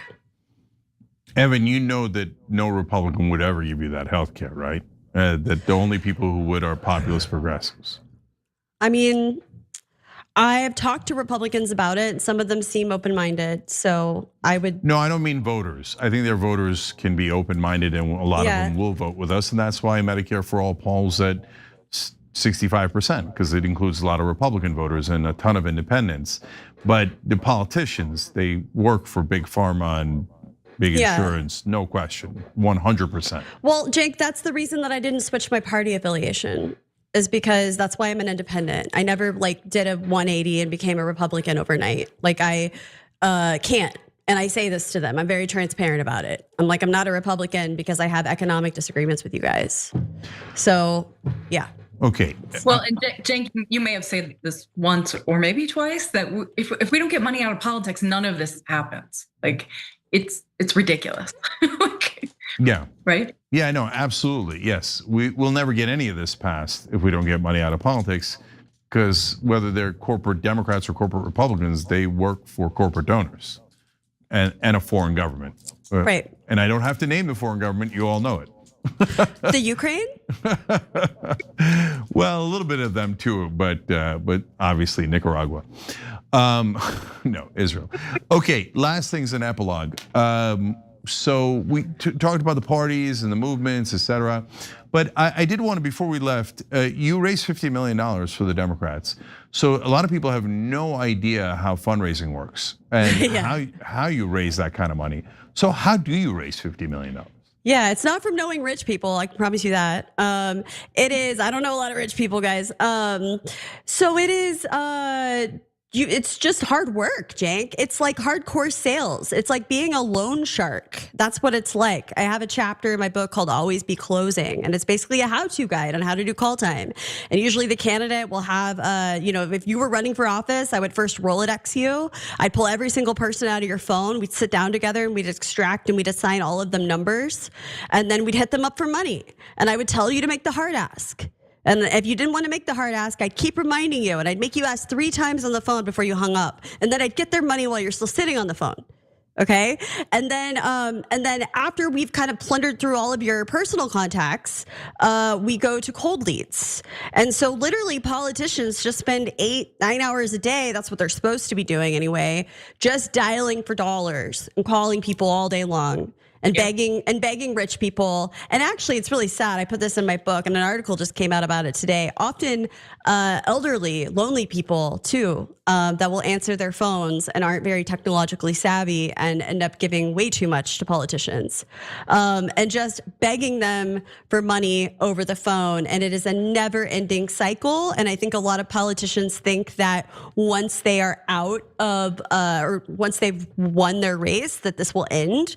But it does not end. It just keeps going, and it just keeps going. And I think Republicans and Democrats hate it. I think a lot of donors hate it. Of course, some love it because it gives them access. But that is the reality of what our politicians are doing. And then at night, they go to fundraisers. That's great. It really inspires a lot of confidence in our system.